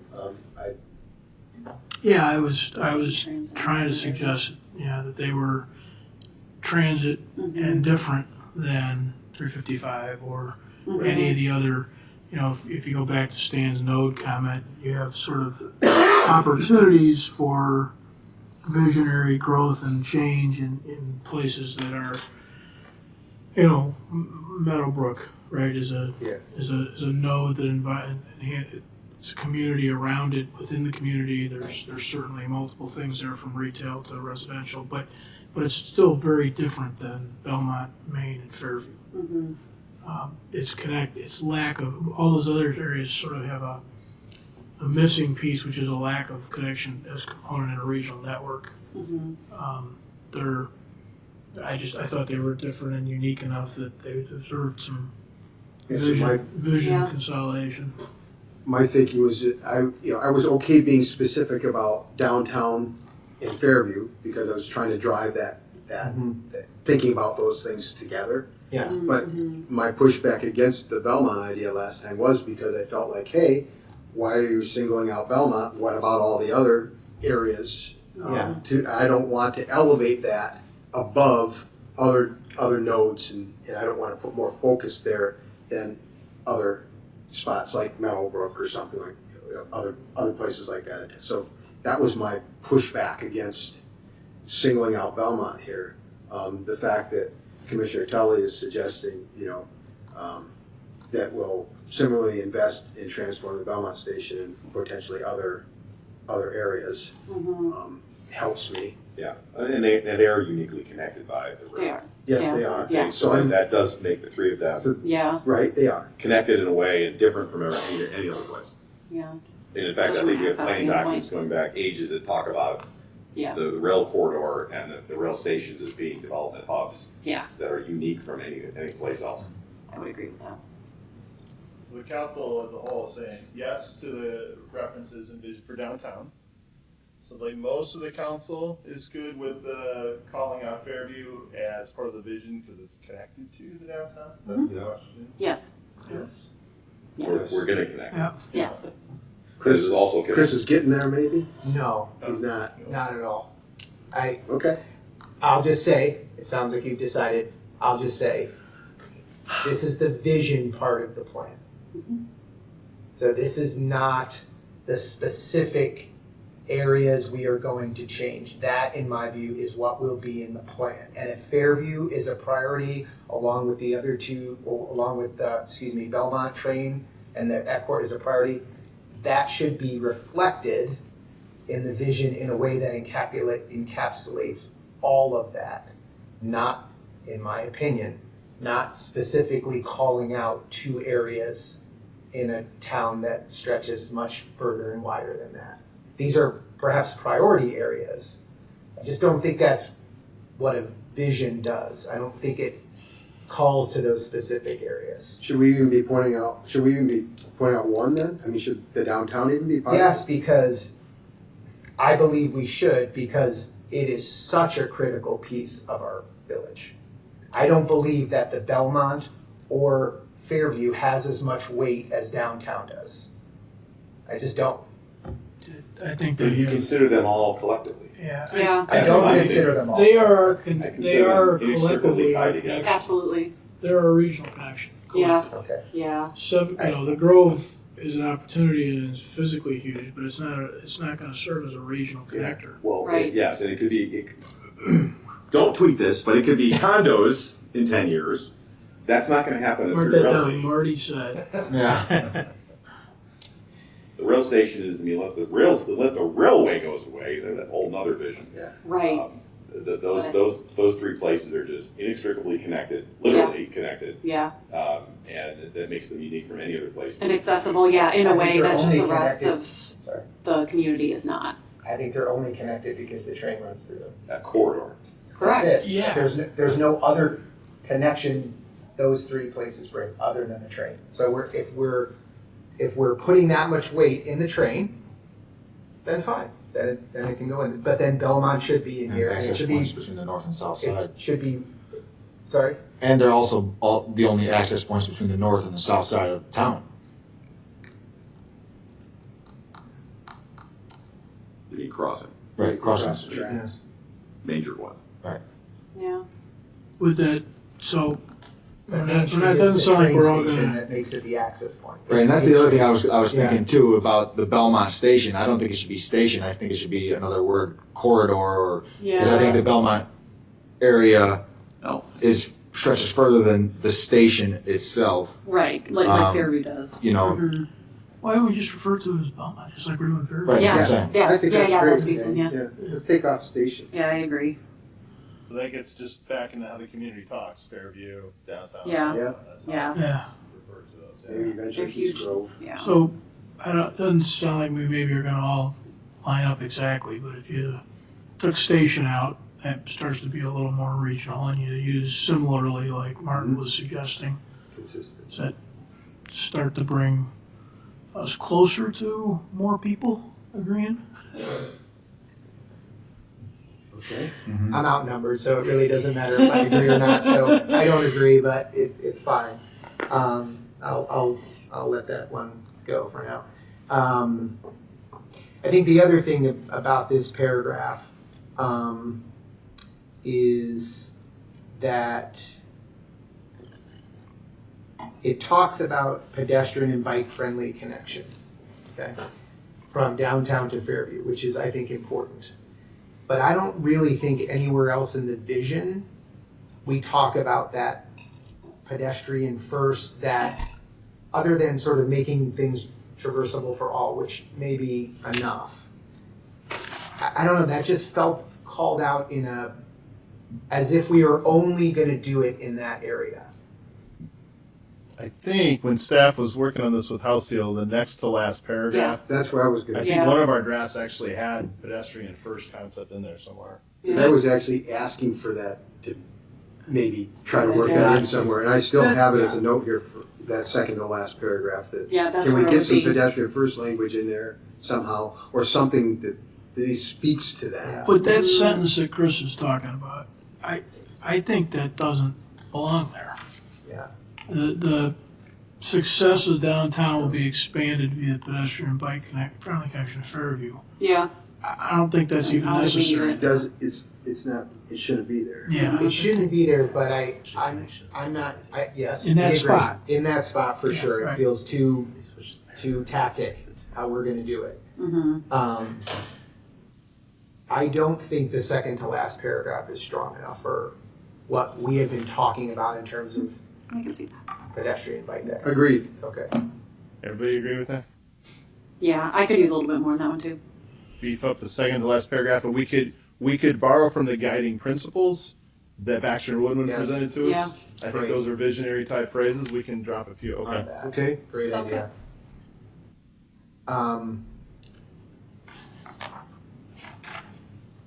Sorry, just to go back to the paragraph before, because I already marked up, and I missed my comment here. The last is the paragraph before Downers Grove. This is the business-friendly one, with a variety of opportunities for all levels of employment. To say, with a variety of employment opportunities. Yes, I agree. Okay. Anybody else? I can go either way, so. I like that better too. I can live with it. I know what was trying to go on there. Yeah. Some of the I did. conversation we had Yeah, it was was a conversation. had to do with, it was an evolution conversation. It Yeah. started out with I don't know, it was good paying jobs. It wasn't the right word, but it Yeah. was something like that. And then there was some discussion about, but what about, jobs for starters, jobs for kids, that whole thing. So I think this was an evolution of trying to reflect Yeah. that broader conversation. We already I captured think the variety. sentiment is great. I just think instead of saying a variety of opportunities for all levels of employment, can we just say a variety of employment opportunities? Yes. Yes. The community Yeah. will continue to attract Yeah. major employers that create a diversified economy with a variety of employment opportunities, Yeah. period. Period. Yep. Um, I'm really trying not to. You missed the fun. yeah, this is Yep. this is You did. fun. I'll get it down to two paragraphs. On the Chat MT. Let's see. So the All right, I'm trademarking that right now. and then if we're going to keep that Belmont and strategically position near I-355, I'm not crazy about the phrasing of its industrial heritage. Heritage does not, industrial heritage, I don't know. Maybe character. Why don't we just drop it? Why don't we just I was drop gonna it? say, I'm fine with Place that. for innovation, commerce, and residential Residential amenities. amenities, done. Period. Yeah, Perfect. I'm good with that. Fewer words, like it. Yeah. We'll just point out. I know why. No, we'll save that for the goals and recs. Yes. Okay. Sounds good. And then, okay, this is wordsmithing, but the next paragraph, Downers Grove will honor its natural resources. Honor feels awkward to me. Respect. Respect is much better. Anyone else honor? Agreed. I feel like you honor. Appreciate. Yeah, okay, but honor, does that sound awkward? Okay, changing honor. Got it. All right, cool. And then, in that same paragraph, open spaces, native landscaping, stormwater management, Downers Grove will be resilient in the face of intensifying climatological events. I don't know, that just feels a little negative to me for a vision. It's realistic. So- I think it's a way of talking about climate change without using the direct words climate change. So the Okay. previous I figured that was language, intended. had flood, and I crossed it off and said climatological. Yeah. So I was saying, hey, it's more than just flooding, Okay, and so I'm I'm okay with the this one. person to blame. you're my Huckleberry. Well, resilience might be the most important word. That's what I agree. We need to keep resilience because that's really what it is. Climate resilience is Will be resilient in the face of intensifying. Okay. I mean, it's reality, right? But we're saying we're going to plan our systems so that, we have resilience. I'm okay with that I one. think resilience is a positive. We have to be a little bit realistic too. Yeah, that could apply to, what do we call it, those storm-ready communities, you could apply that to a lot of things. Yeah. Okay. All right.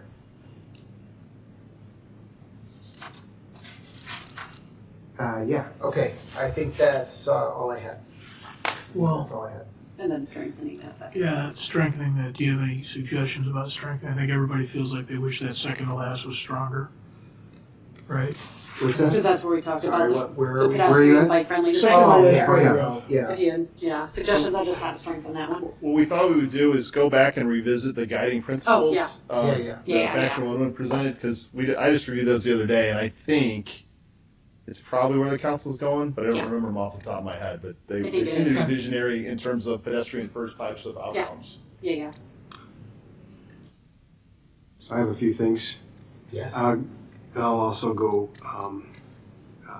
so what hasn't been mentioned so far? So second paragraph, for me, the first two sentences seemed a little duplicitous.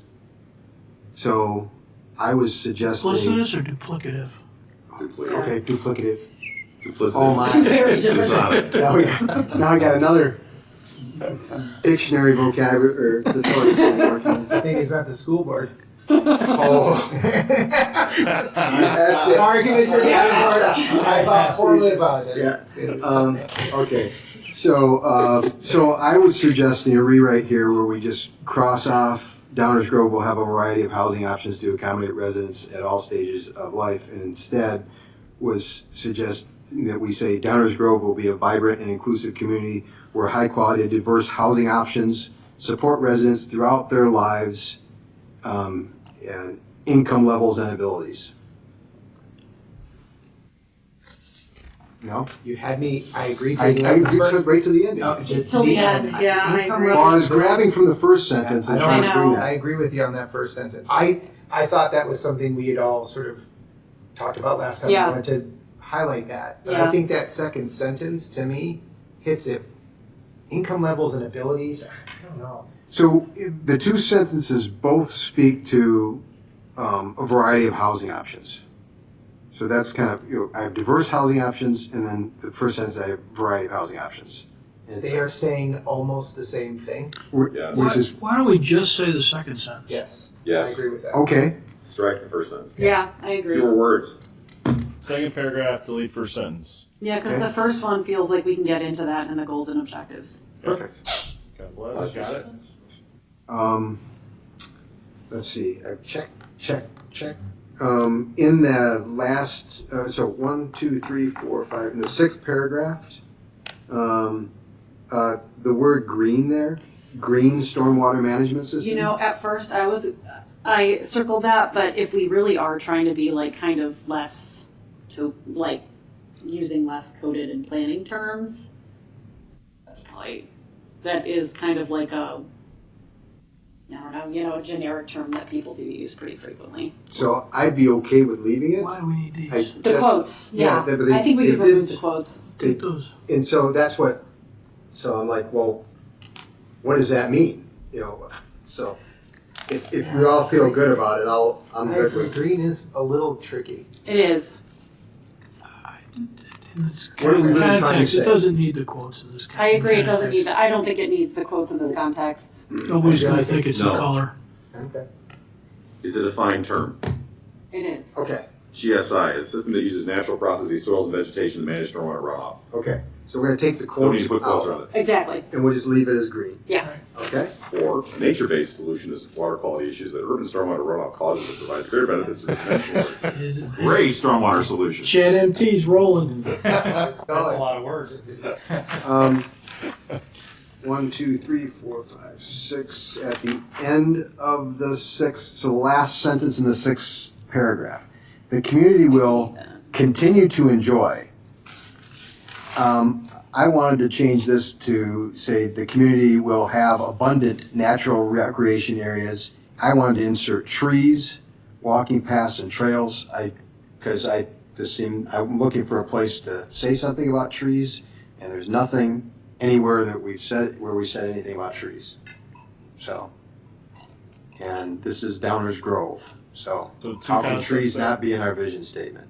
Two concepts there. One is words that better capture it. Have abundant instead of continue to enjoy. Instead of The second concept is where is our important concept about trees in our community. Yes. Want to add that in? I was inserting it here after recreation areas, but Okay. whatever the council, as long as I get some mention of trees somewhere in this to capture this idea, that I would appreciate that. I'm good with that. That's fine. Fine. And if that's it, then that's it for me. Yeah, no more discussions. And you keep the landscaping, the green, and the trees all in the same paragraph. Well done. There you go. Do you got anything else? Take out Belmont and. Right. Did you say something? Never mind. Turn his mic off. Never mind. David, you're the only last man standing. You want to say anything about it? Sure. You knew I wouldn't be sitting there if I didn't want to say something. All right. Which, by the way, it scares me that you're doing this, and there's nobody else here. Where did everybody go? Yeah. Yeah. Actually, Yeah.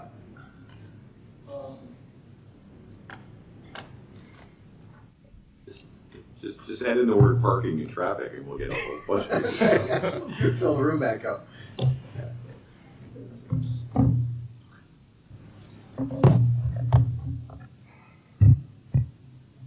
on a second. I'm not going to read anything, but I had some notes that I made.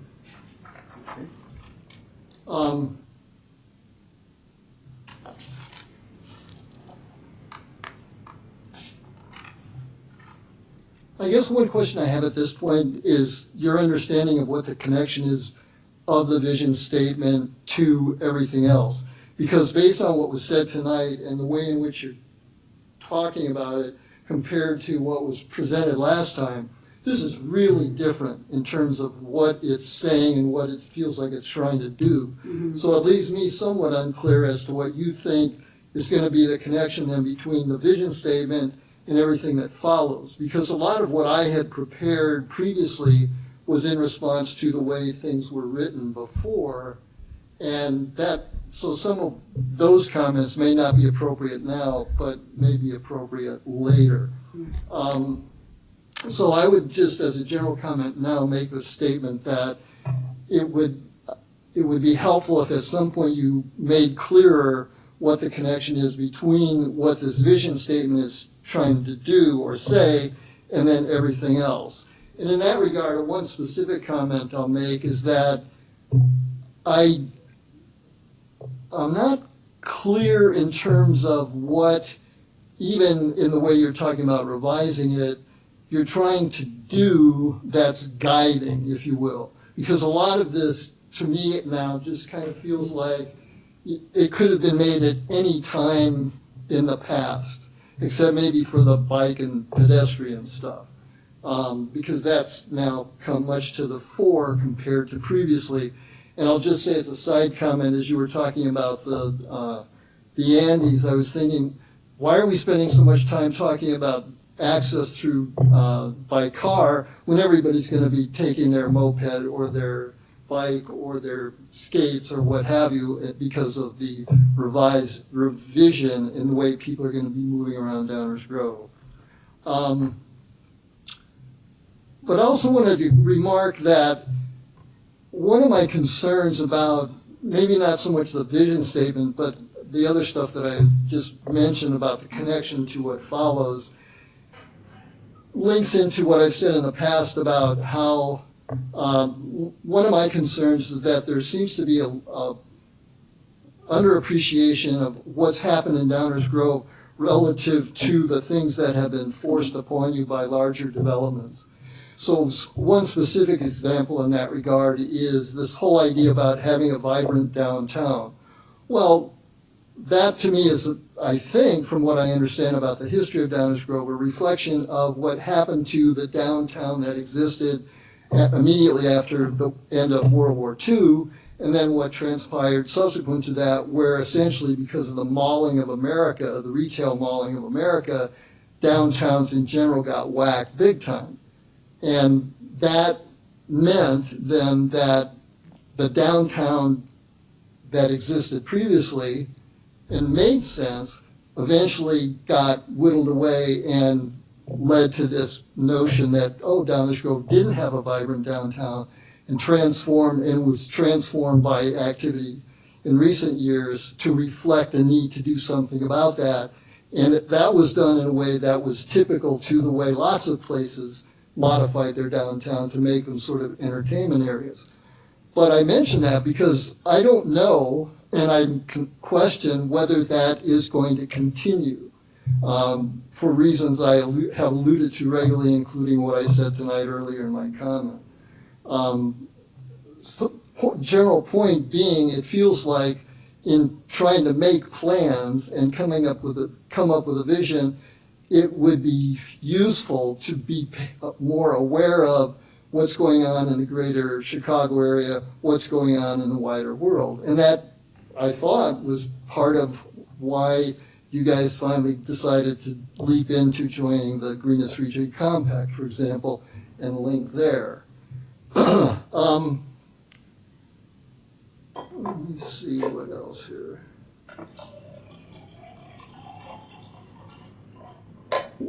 The other thing that I'll bring up now, and I don't know, again, because of the way in which this vision statement is being constructed, but it's something I've talked about, and it feels like it's appropriate to comment either now or factor it into what you're thinking going forward. I mentioned several meetings back about the confusing use of the word village, and my now wanting to add to that by saying that one of the challenges, I think, in terms of what you're trying to do with coming up with a vision statement and then coming up with these various subsidiary plans is that that task is complicated by the way in which Illinois has set up its taxing bodies. So you refer to them as partners, but the reality is that, from my observation, they're not really partners. Like I mentioned that the Park District had their comprehensive plan. Did they consult with you about what they did? I don't know, but my suspicion is they didn't. Likewise, what you're doing in terms of a comprehensive plan is likely so far not involving them to any great extent. Whereas when you're talking about a vision for the village, that does embody, I think, everybody.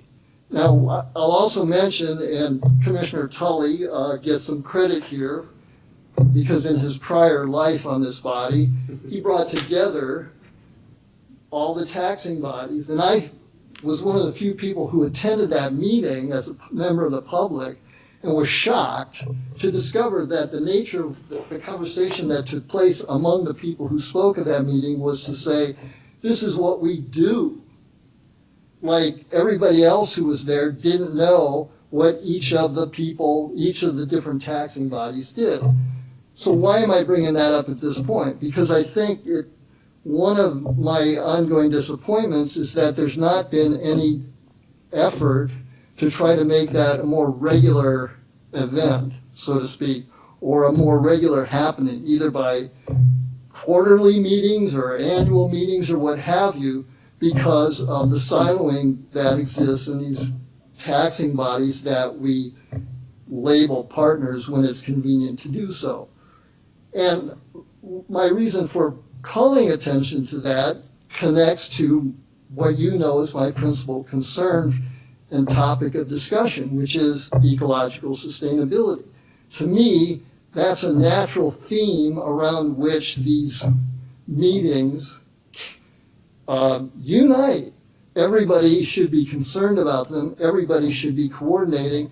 And the problem I continue to insist is that when you do not have a proper understanding of what ecological sustainability means, like you guys don't, you think of it something strictly as what we're doing in our particular organization, or like you're talking now with regard to being attentive to natural resources in the community, which ties into something else I'll remark on as an example of concern here.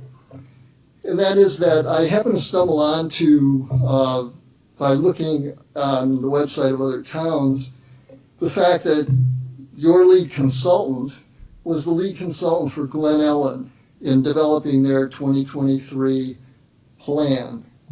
And I mention that because Glen Ellen is also a member of the Greenest Region Compact. So I looked on their website and looked in the plan. I couldn't see anything specific that connected to the objective that supposedly the Greenest Region Compact has, which is reducing CO2 emissions by 50% by the year 2030.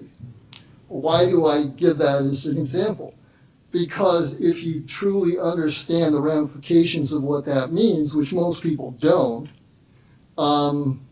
that has to be factored into everything you're doing. Instead of thinking that environmental sustainability, like you tend to do, is concerned about, which is exactly what Glen Ellen's plan reflects.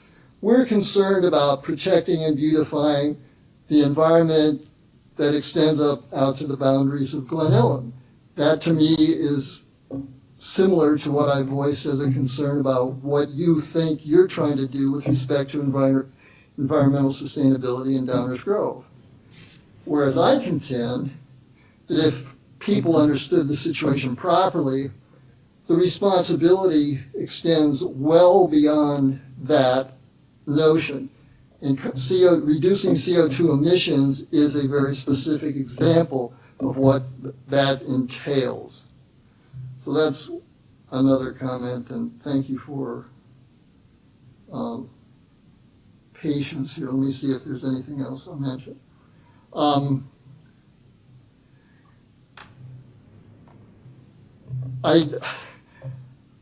The use of the word diversity has become somewhat faddish, let's say. And I don't quite know what to make of that right now in several ways in terms of the way it's being used. And I mention that because I know it's a word that Downers Grove uses. We say we're a diverse community, but in terms of data, I don't know that there's any sense of whether Downers Grove is more diverse now than it was in the past, or when you say that you want to be a diverse and welcoming community, that has certain notions about what you're going to try to do differently going forward. Are you going to try to have, as Commissioner Gilmartin alluded to, more cultural diversity by explicitly trying to do things, either in terms of partnering or bringing in more cultural diversity in some fashion or another, and how are you going to do that? So I having lived in California and seeing what diversity means in California versus what it means in other places, they're miles apart. And I don't even know that California thinks in terms of we need to be more diverse. It just is diverse. And if anything, the reason diversity has come up is because we know that in lots of parts of the country, diversity is not so welcome.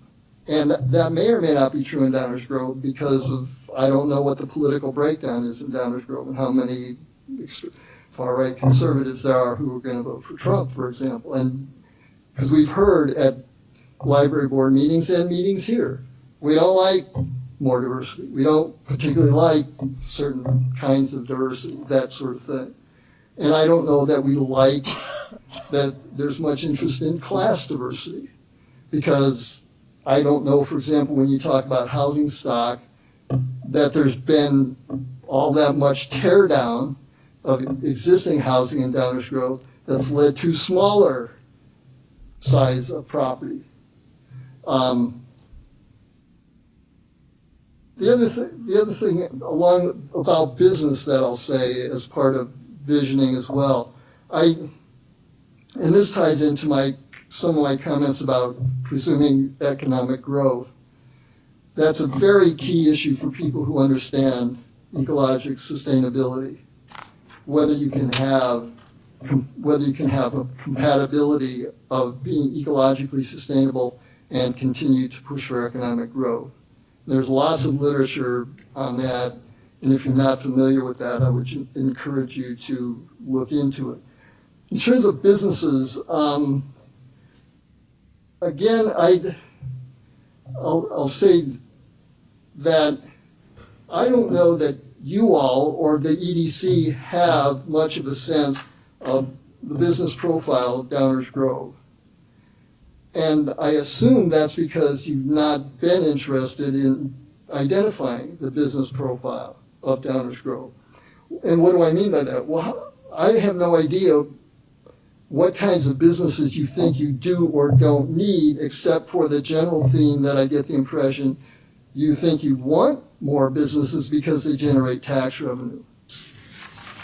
But when I hear the guy who spoke, the lead consultant who spoke and talked very quickly at the end of the last meeting about land use, and who said in that regard that Downers Grove is built out and you need to get it right, my reaction was, well, A, it's built out because the village council previously chose to build it out, first of all. And secondly, then, when you use the expression, get it right, I have no idea what that means. What's the metric that you're using to define get it right when you're talking also about having open space and recreational areas and all these other things? And Are you close, David? Are you close? So I just, in terms of business profile, I would encourage thinking that's an objective if you're going to say you want to have more businesses. Why do you want to have more businesses? Is there something that's missing? I don't know that we know that. Okay, hold on. I'll get to the mayor's. It might be good to send this to us, seriously, because here's the thing. I know you're going to get frustrated when I'm about to say this, but we've got a conscious train of thought with a million questions that say things like, I don't know if. And yet there's people that probably do, but they're not sitting here. So when you say, I don't know what kind of businesses we have, do we even know? I bet the EDC does. In fact, I'm pretty sure they do. I think they got a database. You don't know it. But some of us are sitting in meetings and looking at the database. So maybe writing these questions down real specifically without talking about Ukraine and Trump. On that specific point, you'll get you some answers. On that specific point, I'll say that kind of information should be more publicly available than it seems to be. All right, I'll just close with this last comment then, since I appreciate your giving me all this time. I don't know that it connects to the way you think of the vision per se, but I know there have been comments periodically about wanting greater citizen involvement and participation and this sort of thing. And given that this has been, that Longfellow, for example, is to me the salient case, but there have been other cases recently of decisions you've made regarding development, which to me reflect A difference of opinion is what they reflect. A what? A difference of opinion is what they reflect. Yeah, see, there you go. I knew I could get you to laugh. All right, let's wrap no, up what I was tonight. going to say was that they reflect a need for greater citizen involvement and greater discussion prior to, in order to alleviate the feeling that people have voiced where they come up here and say the decisions were already made and what we said didn't matter. That's more than a difference of, that's something other than a difference of opinion. To me, that's a reflection of the idea that you've all said you want, but we haven't seemed to solve, and the opportunity to talk about it during this data collection process with the community didn't come up as a question. Meaning, what I'm alluding to specifically is there was no effort made to ask the community, what do you think of the village council's work and and the way village government works, and what ideas do they have in terms of soliciting more input? That to me also should be part of the vision. It's not normally because of the way things have been done in the past. But to me, a thriving community has active citizenry participating in the community and with each other. And I don't know that you've made an effort to address that as well. Thank you. If you've got a way for me to find out from the EDC what's going on in the business profile, please let me know. Thanks for listening. Anyone have anything else they want to add for the evening? Is there a motion to adjourn? Move to adjourn. Second. All those in favor? Aye. Opposed? We are adjourned. Thank you all and good night.